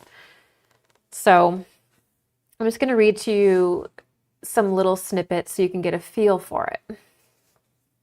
So, our future task must be to confront the solely earthly mechanical forces that are now starting to be unleashed, and even the sub-earthly powers of a present and future super technology, referred to in the statement that this is a world which emancipates itself from nature in a downwards direction.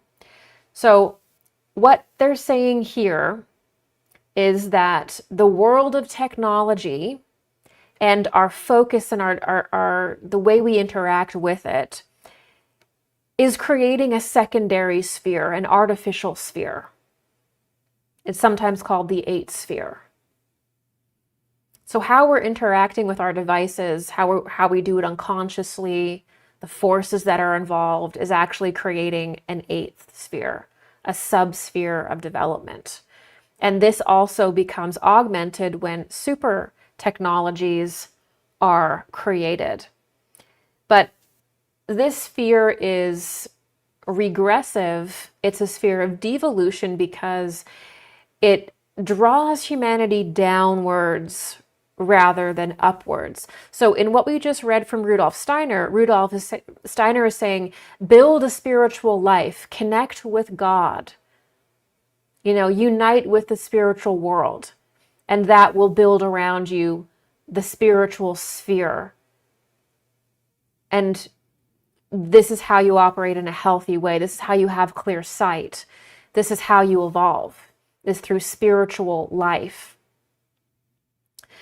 But then we're also learning at this point in our development that our future task must be to confront the solely earthly mechanical forces that are now starting to be unleashed, and even the sub-earthly powers of a present and future super technology. So the super technologies we develop draw us downward into the subnatural world. They make us one with Antichrist, one with the entity that is Antichrist.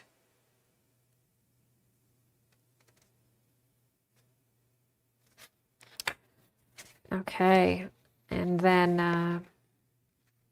I'll read this final part and then we will move on to your comments. Now, this is talking about the sort of beginning of the world. And the beginning of the world, how the cosmos evolves and how the earth evolves, is a fundamental teaching in Esoterica, because we get to see very closely the forces that are involved in creation and evolution. And that also helps us understand Christ and Antichrist as well. So this gets into the structure of the earth and the development of the earth and the cosmos, he says. At the very primal beginnings, when Saturn formed out of the cosmic body, the innermost 3 layers of the interior of the earth formed, which is where primal evil is centered. I'm going to read that one more time. At the very primal beginnings, when Saturn formed out of the cosmic body, the innermost 3 layers of the interior of the earth formed, where primal evil is centered. So the formation of the earth, and this is also leading into subnature, is united with the formation of the cosmos itself in a very specific way. And the very core of the earth is associated with Saturn development, the forces of Saturn, and where primal evil is centered. Accordingly, in the 3 uppermost layers of the earth, one finds the counter forces to all forces of physical structure and development, of etheric life, and of the astrality or soul. Further down, we find the spiritual counter forces to those creative archetypal realms of the spirit realm, which, as divine thoughts, constitute the spiritual principles of nature and human beings, as described in Rudolf Steiner's book, Theosophy. Whereas the noble and divine aim of all upper powers in the human being is divine fulfillment and perfection, these sub-earthly powers, in contrast, aim to create a negative 7-fold or 9-fold counter entity to the human being, and thus also the real Antichrist, who is at the same time the anti-humanus. I'll read that one more time. Whereas the noble and divine aim of all upper powers in the human being in his divine fulfillment is his divine fulfillment and whereas the noble and divine aim of all upper powers in the human being in his divine fulfillment and perfection, these sub-earthly powers, in contrast, aim to create a negative 7-fold or negative 9-fold counter entity. So they're creating an inversion. The spiritual forces in the subnatural world, the forces of evil in the subnatural world, which is located at the spiritual center of the earth, the core of the earth, are looking to create a counter entity, an anti-human entity. An entity that is everything that humanity is not. A death entity. And thus also the real Antichrist, who is at the same time anti-humanus. Paul spoke about this entity and his preparation by the mysteries of evil in chapter 2 of the 2nd epistle to the Thessalonians. It is a shocking apocalypse. So he goes in there and talks about the different passages that talk about it, and Paul speaking about it. So there is the real creation over time, or kind of summoning, establishing of a completely and totally anti-human entity, which is Antichrist. And I think that this idea that Antichrist is just your shadow self, like it's a psychological concept, is so dangerous, because then we're not prepared for this literal incarnation of this being that incarnates as a polar response to the incarnation of Christ. So if you have the incarnation of Christ, and through that incarnation, the complete liberation and glorification of humanity, you're also going to have in planetary development the incarnation of Antichrist, who is the exact inversion of the Christ. And we have to experience that. And he becomes like a Pied Piper, pulling people away from the true development. And one of the things that he does is he uses all of the old systems, all of the old lunar ways.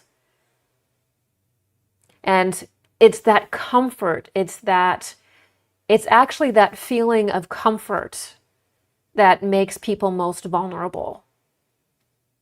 And we should be at our edge in the sense of challenging ourselves to clear ourselves, to unite with the Christ, because the Antichrist also feeds on latency and on not doing inner work, on comfort and things like that. So I highly recommend this book.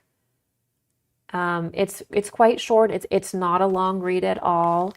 I reference this, I have marked this up so much. It's phenomenal. I referenced this book in my Electric Apocalypse lecture. I think that Electronic Doppelgänger and The Transformation of Evil are wonderful places to start in your study of Antichrist, to really understand on an esoteric level who he is. I will also post some more Steiner material in the comments, in the description below, so you can really understand and do this reading and really connect with what it is. We have hints at it in the Bible and, through different spiritual texts, but it's really the anthroposophical system, in my opinion, that really gets this. And the truth is really coming through it. So keep that in mind. All right, I'm going to close this out and then I'm going to get into your comments. The Antichrist is not a metaphor nor allegory. He is not a mental construct or an archetype for a certain kind of evil. The Antichrist is a real being. He's an entity, and we are facing his very real incarnation. The Antichrist emerges from the world of death, from the subnatural plane. He finds his expression through human beings who operate in hollow intellectualism and scientism, as well through the purely mechanical aspects of the world, as the mechanicalness is the nature of the subnatural world. The Antichrist also emerges from electricity, magnetism, and radioactivity. These things are decaying ethers, and if we want to use them, we have to raise ourselves quite high spiritually, especially if we're going into super technologies. You can have advanced technology, but you have to be very spiritually advanced to use it. That's not what we are seeing. We are seeing people who, some of them can't even explain what the immortal body is. I mean, Peter Thiel believes that we need to radically change our physical form to live forever. That's nonsense. That's Antichrist. We have somebody going to lecture us on, in a 4-part series nonetheless, on Antichrist. And I heard that he might be doing something on the evangelical side. We'll have to see. Could be possible, but, this is the kind of sort of upside down nature that's going on. So it's not like you can't use electricity or magnetism or whatever. It's that you have to be very, very careful with it, because what will happen is it begins to summon spiritual forces, especially with super technology, and it brings forward what you are. And we are imperfect. And you have to be a very exalted individual to even come close to that kind of thing, which is why we don't see the release of certain technologies and things like that, is because the people that build them don't have full control over them. because they're not perfected. So there's a direct relationship between electricity, magnetism, and even radioactivity. These are things that they exist. They're decaying forces. They're decaying spiritual forces. They're ethers in their death cycle. But you have to be at a certain level of exaltation to use them in machines, to use them in this compounding way. It's not, so that's the point. The Antichrist also emerges from electricity, magnetism, and radioactivity, as these are also associated with the subnatural world. To understand Antichrist, we must understand our relationship with the subnatural world and the entities that operate within that subnatural kingdom. Remember, supernatural is the spiritual world. The natural world is underneath that, which is our world. And then the subnatural world is like Hades. It's the underworld. It is the world of death. And it is subnatural. It's also called subatomic because that technology directly cracks into that level of reality.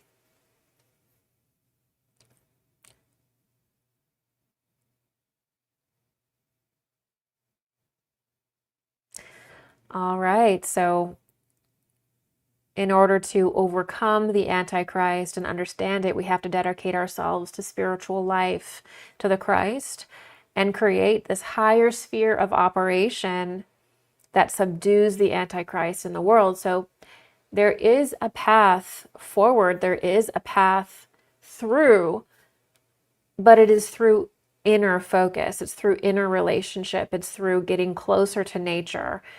It is through inner development, inner courage. It's through proper attunement.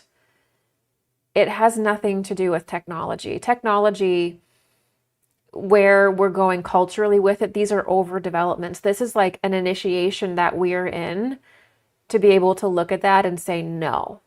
This is an important initiation that all of humanity is in, to look at these technologies like mass technologies for surveillance, like weaponizing space with a space fence.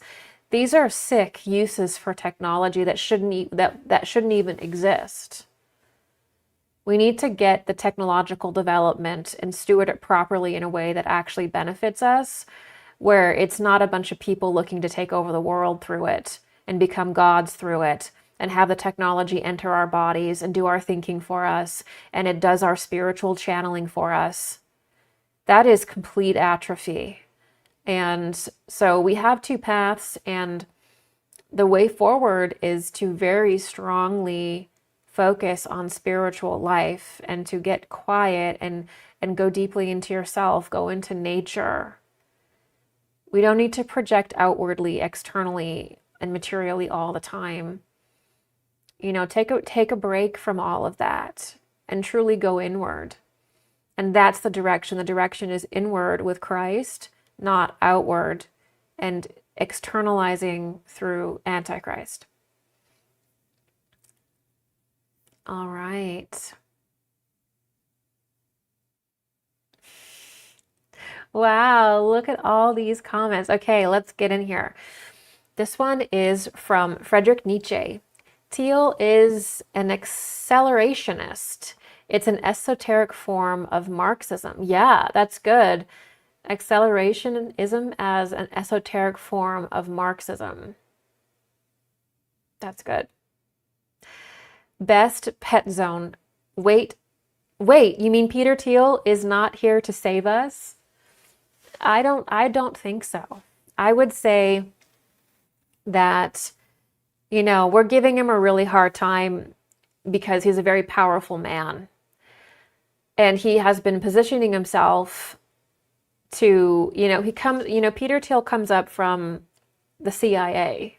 It's like Avi Loeb is talking about how 3i Atlas is a spaceship and and all this kind of stuff. And, Mars has water on it and life on Mars, and he's an Israeli intelligence agent. He's an Israeli intelligence agent, the most elite form of Israeli intelligence since he was 18 years old. Okay, Peter Thiel's Palantir comes from the CIA. Peter Thiel is basically the front for the entity that is behind the CIA. Great. And then they have this weird ideology about, transforming everything into its opposite. Inversionism, which is Satanism.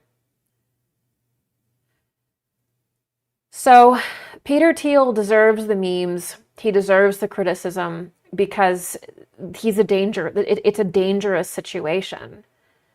And he's positioning himself to have incredible power politically, socially. The guy that wants to re-engineer the human being and, have the Palantir Lord of the Rings ball shouldn't be anywhere near government. Nowhere near it. That's the standard. The standard is go away. The standard is no. You don't deserve to be near it because these ideologies are deranged. Transhumanism is a deranged ideology. And the idea that we need to radically transform ourselves through technology or through genetic engineering or through whatever these comments are.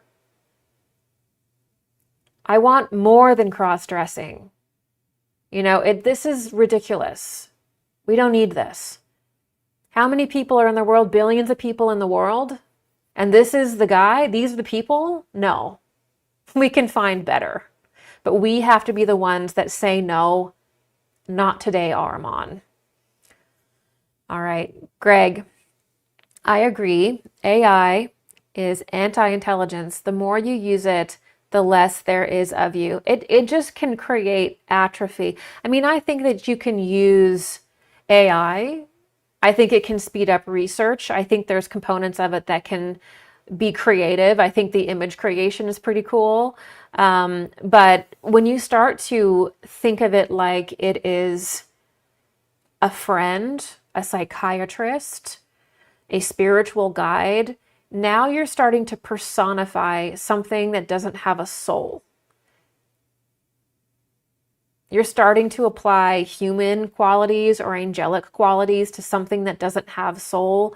It doesn't have blood. It doesn't have a heartbeat. And by its nature, it is pulling incredible forces from the subnatural world, which is basically the hell realms. People will message me all the time and be like, Gigi, you're wrong. The computer's a neutral object. AI is neutral. It's not neutral, guys. Human beings are fallen. We are imperfect. We can't create something neutral. To be neutral is to be perfect. We don't create perfect things. The devices that you use are made in the image of the people who made it. So if you use an Apple, it's made in the image of the people who create Apple. That's energetically and esoterically the forces that are in that thing. These are ideologies that don't understand the fall. This is like a pre-fall ideology where everything's perfect and humans create perfect things and we're in the Garden of Eden and whatever. And it's like, no, we're fallen. We don't create perfect things. We create imperfect things because we are imperfect. And when we create technologies, they directly connect to the subnatural world, which is the world of death.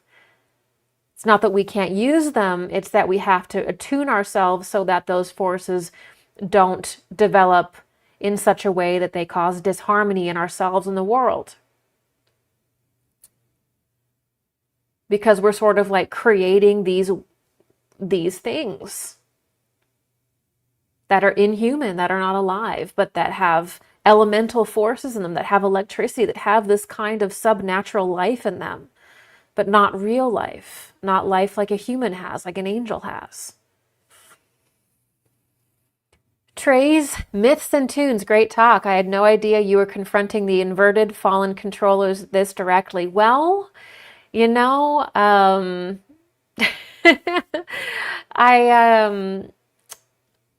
think that there needs to be a strong movement that discusses the truth. And I really hope that Peter Thiel can come into a more balanced perception of Antichrist and Christ. and come to a healthier place. I really do hope that. And I think when people get really trapped and seduced by money and technology and get in sometimes these weird groups that have these ideologies, I think the best possible thing is just the harsh truth. We need a lot of harsh truths about what is possible with technology and what is not. There's entire languages being created from a materialist perspective that are absolutely astroturfing the spiritual world. Like it's creating a different subculture of thinking that mystical experience comes through machines, when it's absolutely impossible to have a higher mystical experience through a machine. But we're seeing the astroturfing of spiritual principles with scientific language and scientific priests, like scientists that now speak like priests. And it's astroturfing spirituality, and it's causing distortions, and it will cause mental illness, because you can't refer to the natural world and the subnatural world and think it's the supernatural world. The spiritual world of the spiritual hierarchies of heaven operates in a very specific way through human beings spiritual bodies, because we are beings within beings within beings. So we operate through beingness, through our body. A machine is not going to be the direct channel for an angel, for your spirit guide, because your spirit guide is completely enmeshed with your being, with their being, which is enmeshed with a higher being. That's what the spiritual hierarchies are here. Man is overlapped by angels, archangels, archai, powers, mights, dominions, thrones, cherubim, and seraphim. Above that is the Trinity. We are literally enmeshed with these beings. This enmeshment with these beings forms our spiritual initiation process. When we glorify our spiritual bodies, we free these angels from us. We become like them. Man can become like an angel through using the force of Christ within his heart to transform his astral body. When man transforms his etheric body, he becomes as an archangel. His physical body as an archai.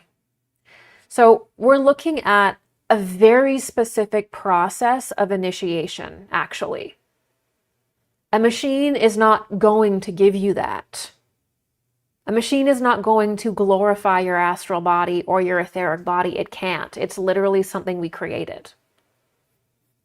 There's not going to be an entity that enters your computer and then glorifies your works with you to glorify your body, because you have to become like that angel, like that archangel. We sense their presence in us, and Christ's presence within us is what transforms us into higher and higher spiritual beings. We need the enmeshment of our angel to evolve us. You cannot enmesh with a machine to evolve you, yet that's exactly what you're going to be told. But it goes against everything that every single spiritual society, every single religion has ever said. There is a distinct system of glorification and of spiritualization. It's called initiation science. We glorify through the Christ our astral, etheric, and physical bodies, which creates an immortal body. It is completely through inner work and transubstantiation of ourself through our efforts, through being like Him, like Christ. That's it. So there is no place for machines in spiritual life like that. And it's the reality that we don't understand initiation science anymore, especially the spiritual hierarchies. That whole teaching is just missing.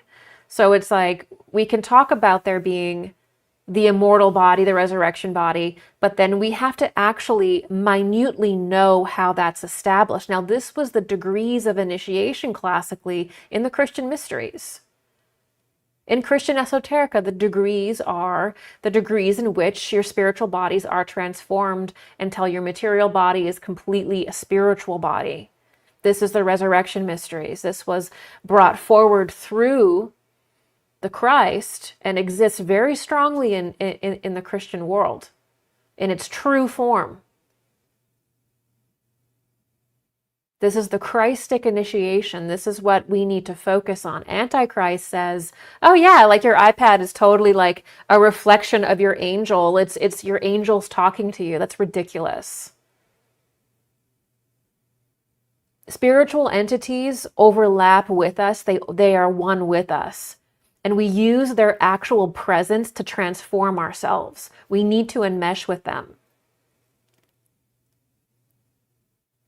So this idea that you need to enmesh with machines for that, which you do, the more you use your machine for spiritual stuff, the more you're enmeshing with the elementals within that and creating that 8-sphere connection. So we will go further and further. I want to do another broadcast in the next few days as well, talking about initiation science.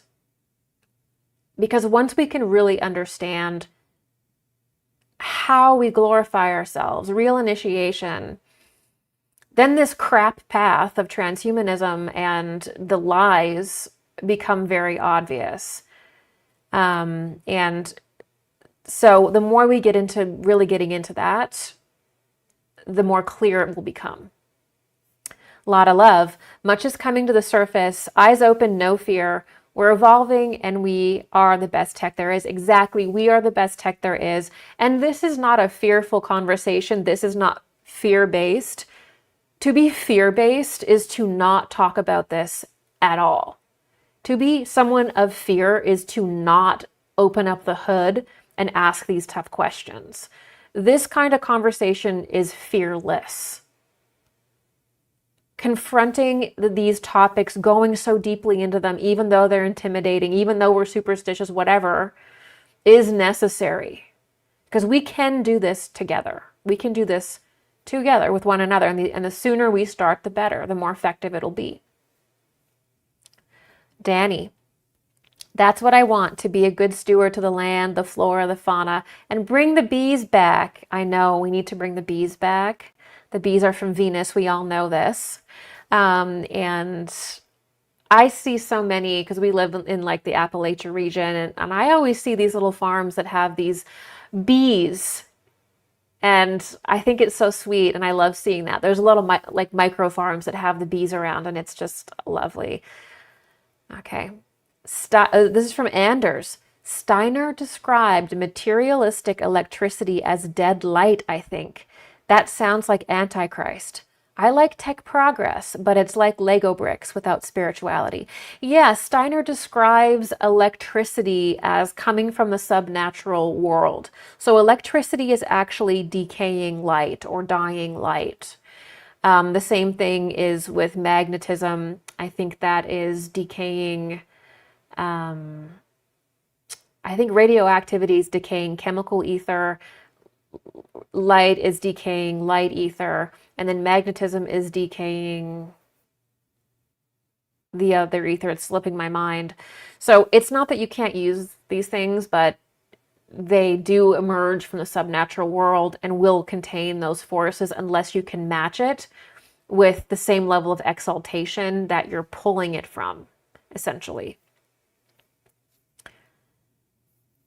Because there is this materialist view that man is God and you can create super technologies, and then the super technologies just operate the way you think. So you can just create a technology and you can just like go anywhere in time, go anywhere in space, or you can do all these things with it, but that's not the case. When you use super technologies, they become what you are.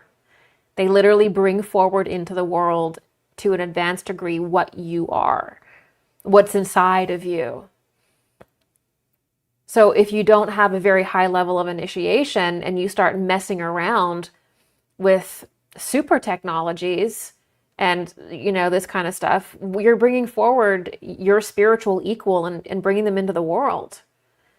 That's why I am critical of this pounding at the door. We need to have free energy. We need to have all of these free energy devices released, or these, small nuclear devices, or whatever it is. It's because, again, this is just like the artificial wombs. There's no consideration about what the spiritual effect of these things are, the effect on consciousness, what is coming up from the subnatural world. All of these things should be considered, yet they're not. So we're looking at a point where, when people have super technologies and they're sick, you're thinning the veil and you're bringing forward all this. I mean, people know this, but it just doesn't become mainstream, and it should be, because, like I said, you just can't make it so the spiritual world doesn't exist. We have to learn how to operate with it properly, and super technologies blur that line in a very specific way, which is why we're really at that initiation point in our culture. That we're at that Atlantean moment where we didn't do so well during the Atlantean period, so we're trying to do better this time. S.V. Harkin, tech is controlled by nerds unless we regulate them. I will say that, like, I love a good nerd. I think I'm a nerd, but I do think that there sometimes is an imbalanced nature. Like, there isn't a lot of emotional intelligence or spiritual intelligence. It seems like, just looking and judging, it does seem like there's a heavy intellectualism in things, but other parts of the personality may not be as developed. Lady Kiss Kiss Bang Bang. Do you remember the woman in Georgia kept alive by machines to give birth? Would that be from the subnatural world? I haven't heard of that situation. I don't know. I don't know if being, like, if a mother is pregnant and something happens to her and she has a baby growing. I mean, that's a really tough situation, but that wouldn't be the same thing as having an artificial womb, because artificial wombs can't provide for the spiritual needs of the baby. They can't provide a matrix for the etheric and astral body to form properly. It's going to be like the etheric and astral body won't be patterned correctly in an organic way, and so it'll be problematic for the soul. The Buddha of Boston sports. AI has ruined the internet, because how can you trust any wacky videos now? Some of it is funny, but it also gives people an out to claim everything is fake. I know. I sometimes think about how different our world is now. So many videos, I'm like zooming in and I'm looking for like a softer edge or like a weird distorted face. And it really is changing things. The way that they can imitate people is disturbing. And we're definitely getting to that point where we're questioning what is real and what's not real. Even with comments on social media, I sometimes wonder, like, is this a bot? Is this a person that's actually talking to me, or is this a bot? Are these bots talking to bots, on your post or like out on the internet? And dead internet theory too, is the internet basically populated by these different bots? How much of the political conversation is, these different factions purchasing these bots to try to get us to go wherever they want us to go politically? It's like we have to develop a much stronger spidey sense than we've ever thought possible.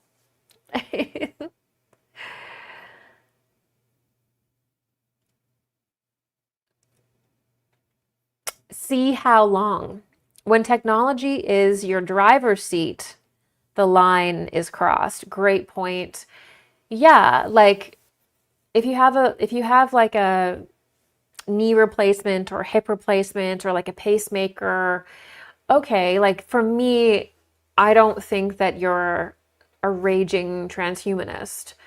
But when technology actually starts to be an organ, like that you're using for perception, or it goes into your brain, there's a certain point where technology is really taking over a cognitive process, or it's taking over an organic process in the body to an extreme degree. That's when it starts to be crossing a line. But these are all questions that we have to talk about, that we have to answer, because I think that they're not easy. And these are probably the questions of our time. Like a lot of our time moving forward is going to be basically, how far does technology move into the body? What is okay? What's not okay? Is an artificial womb okay? Is a pacemaker okay? Is Neuralink okay? Is having, don't forget that we also have satellites radiating down on us, making it so if you do have metals in your body or like a chip, it's not like we're not swimming in this electric soup as well. So, we have to factor in the environment, and these are going to be conversations that become more and more important, that will also, I think, move us more and more into a natural existence, to appreciate it more. And through creating these boundaries, we'll go deeper into our spirituality, because it'll bring realization. So it's not all bad.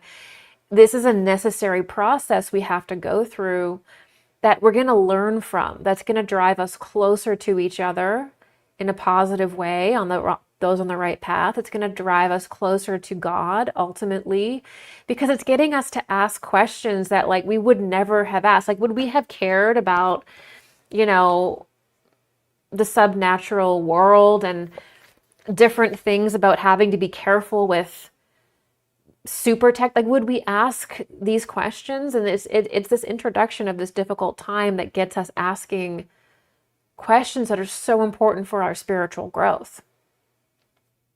Graham Pong, what about the technologies we've abandoned, like the magic of please and thank you? Well, I do see less and less politeness in the culture, and that is unfortunate.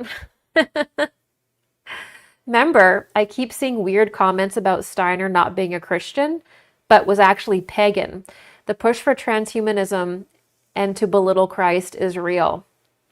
I will see the weirdest comments about Steiner sometimes, like just the weirdest statements or comments, and it's like, whoa, where did that come from? Rudolf Steiner was so Christian, he actually wrote the fifth gospel. He revealed some incredible secrets around the Christian mysteries that, had never been really spoken. He introduces esoteric Christianity, which quite frankly is a kind of Christian focus that a lot of people need. And there's a great number of people that cannot operate in dogmatic Christianity. It doesn't resonate because it doesn't fulfill the discussion around things like the spiritual hierarchies, like the process of death and rebirth, like the eternality of the soul, to the degree of initiation science, which is outlined in Rudolf Steiner's work. The immortal body, the resurrection body, is something that we have to intimately know how to establish at this point in our development. 2,000 years ago, not so much. We just received the Christ. Now, yes, we do. Steiner brings that forward in his esoteric Christianity. It's invaluable. So Steiner was the most Christian. The difference is that we have to move as Christians to understand the more pluralistic elements of Christianity that was not included in our initial conversations about it because it wasn't time. We have to understand the spiritual hierarchies now. We have to understand reincarnation now, because there are objective spiritual truths that exist. And we have to now bring those under the image of Christ and understand them through Christ. We have to apply our Christian heart to all of these different things that objectively exist in the spiritual world. We have to know everything in the spiritual world through Him, through Christ. And that is there's a lot of work that needs to be done. And Steiner does begin that work. But just because he has this pluralistic element, which is really, that's anthroposophy. Anthroposophia is the wisdom of the human being, which is a Sophianic approach, which is the wisdom of Christ. We've received the Christ, and now it is time to know the wisdom of Christ, which is the mysteries of the cosmos. There's nothing in the spiritual world that we cannot know through Christ, through what we have gotten from Him, and through our condition now that we have through Him. There's nothing that exists, and I like to say this too, there's nothing that exists in the Eastern mysteries or in anything that does not exist in the Western Christian esoteric system. It just has a different quality because we've had the incarnation, and it's a post-messianic world. So I see all kinds of weird things about Rudolf Steiner, and I think it's because I think a lot of people fear that deepening of Christianity into objectively perceiving the spiritual world, which Steiner brings about as spiritual science. But I think people are comfortable in the idea of Christianity as a bunch of rules, the idea of Christianity as mental constructs that they have, or a community that they frequent on Sundays.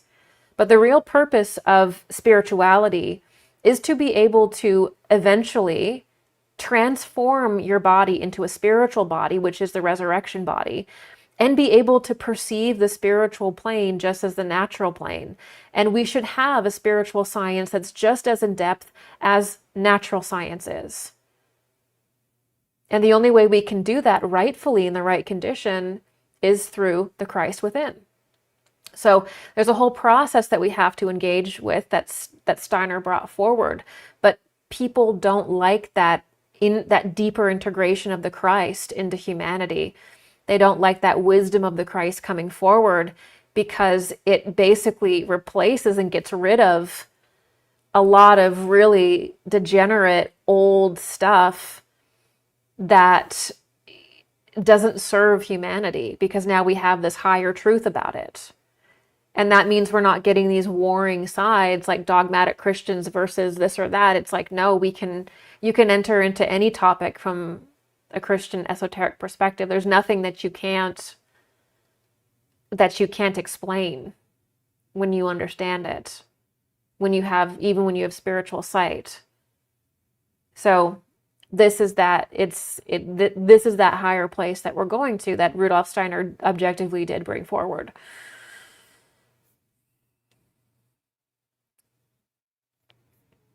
All right. Okay, we're going to do like 2 more comments and we're going to close it out for the day. Remember, there's a new interest in oneness, not so much that it wasn't always common, but it's even more dangerous with transhumanism at play. People don't realize that oneness was during a time pre-Christ, and believe that we're returning to oneness in this epoch. Enter transhumanism, free energy devices, and they'll be trapped in the hive mind without the wherewithal to even know what happened, sadly. Yeah, so it's like there's 2 kinds of oneness. The first kind of oneness is what this member is talking about. The member means that they're on my website watching this and commenting. So this one kind of oneness, you have to basically completely let go of your individuality.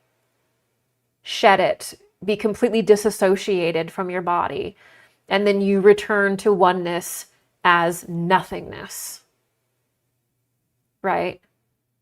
Totally disembody yourself, totally leave your body, nothingness, nothingness, nothingness, disassociation, disassociation, disassociation, thinking that disassociation is spiritual advancement. But really you're abandoning yourself, you're abandoning your body, you're abandoning your development, but you're releasing yourself into this oneness, which is really a black sun force, which is really what transhumanism will come to provide a system for. The people who are obsessed with disassociating and abandoning themselves and this idea of like dissolving themselves, those are the people that will seek the most the Ahrimanic Antichrist system, because it's the Luciferic force that draws them out of their body into disassociation, into ungroundedness, into weird ideologies that make them be disembodied, and then they'll crave coming together so much that they'll see that oneness, that togetherness in the Ahrimanic machine system where technology will become spiritual. They'll crave it actually. Because when you go too far into the Luciferic way, and you fragment yourself too much, and you're too scattered and you're too disembodied, you will crave a kind of embodiment.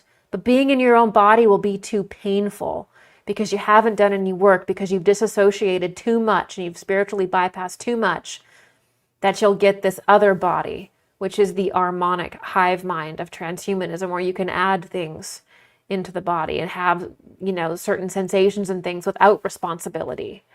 So that's what that system is for. There is a different kind of oneness, but it's oneness through individuality, which means that you enter into a kind of oneness in the body of Christ, in the what would be symbolized as New Jerusalem or New Jupiter or the resurrection body. Because your resurrection body, your immortal body, when you establish it, is the body of Christ.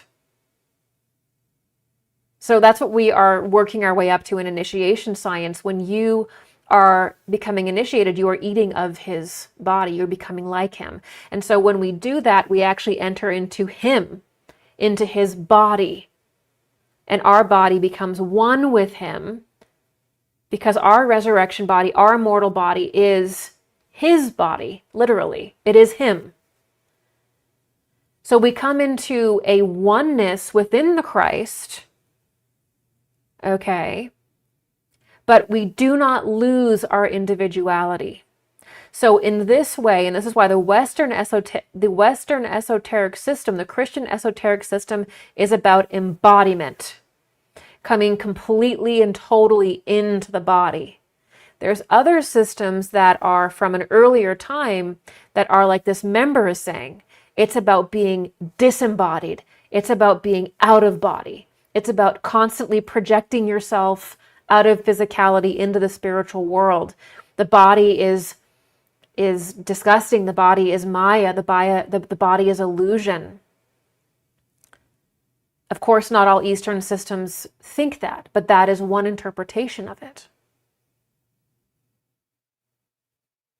So one spiritual path is literally Luciferianism. It is disassociating with the body. It's the degradation of the body. It's the hatred of physicality. It's the hatred of this earth.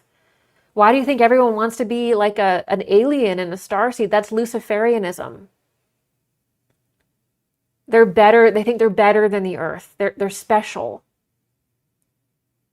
They don't want to be of the earth. They don't want to be in a body. They're disassociating from it. They're disassociating from earthly life and associating with the cosmos. They're associating with a Luciferic impulse to leave the earth, to leave the body. That's what space colonization is. It's just leaving the earth. It's Luciferianism. Doing tons of drugs that have you constantly projecting out of your body in the astral plane in no controlled way with things coming around. That's disassociation. And that leads into, over time, the Ahrimanic path. Because Ahriman will offer a way of togetherness. He'll offer a way to be in your body, but not of it. The machine form, and that's taking of Ahriman's body. That's the hive mind. The Western path is different. The Christian esoteric path is complete and total embodiment, and it's different because when we have the incarnation of the Christ at Golgotha, finally the Christ is within. Finally, he is within us. And now we have the ability to, through him, literally transform ourselves into a spiritual being like him. But we do it through going deeper and deeper into the body, and also deeper and deeper into life, not hiding in a mountain somewhere, going into life, into what is difficult, confronting it. This is Michael. Into what you fear, going there with the Christ. It is through total embodiment and courage, looking at our shadows, doing that soul archaeology, going where we don't want to go. It is through the suffering, actually. It's through sacrifice and even martyrdom. It is through being in these situations that draw you closer and closer, because they bring you into situations where you can truly see yourself and transform yourself. That's the new mystery. That's the mystery of Christ. It's a different situation. So there is a oneness with Christ, but it is as an individual. So you retain your individuality in the body of Christ. This is called New Jerusalem, New Jupiter. This is the resurrection body. That's kind of an image of it. An image of the process, at least. With Ahriman, with Antichrist, you can't retain your individuality while entering his body. You have to give it up. You have to dissolve yourself. And this is why Antichrist is associated with Saturn. It is associated with Black Sun. It is associated with technology, because all those things are the dissolution of the human spirit as food for the moon, as food for Saturn, as food for Ahriman, as food for Antichrist. So when you enter Antichrist, you would literally just dissolve your soul in his mouth.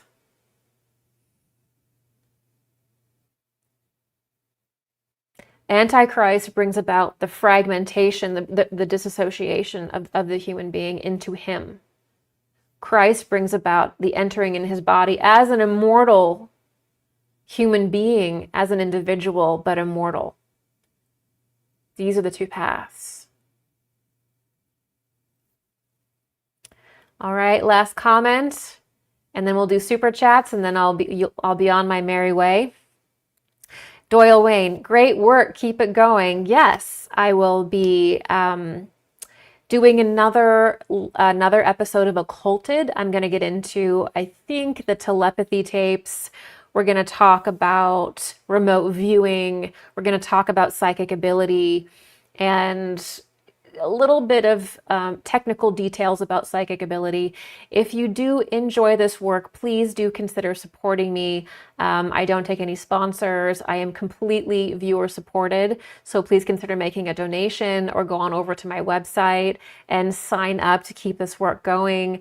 Also make sure that you are signed up for my newsletter so you know when another episode of Occulted or Revival or a lecture is going to happen. I definitely want you here. Thank you guys so much for joining me, and thank you so much for these super chats. Thank you, Dario. Thank you, MJB. Thank you, B Brax. Thank you, Mark Lingerfelt. Thank you, Lady Kiss Kiss Bang Bang. Thank you, B Brax, Jetsopedia, Cedric Billingsley, Donald Smead, and Tuxedo Mask. Oh my gosh, you guys, there's a Sailor Moon reference there. I like that. You guys, thank you so much. Also, in about a month or so, I think maybe 3 weeks, I'm going to be also having a workshop, like a class, where I will be going over the professional aspects of mysticism and psychic work. So if that does interest you, I will be having a sign up form for that shortly on my website. But I'll be doing that in about 3 weeks or so. So if you want to get into that knowledge and be part of that class and community, I'd also love to see you there. And with that, I will leave you to the rest of your Wednesday and all my love your way.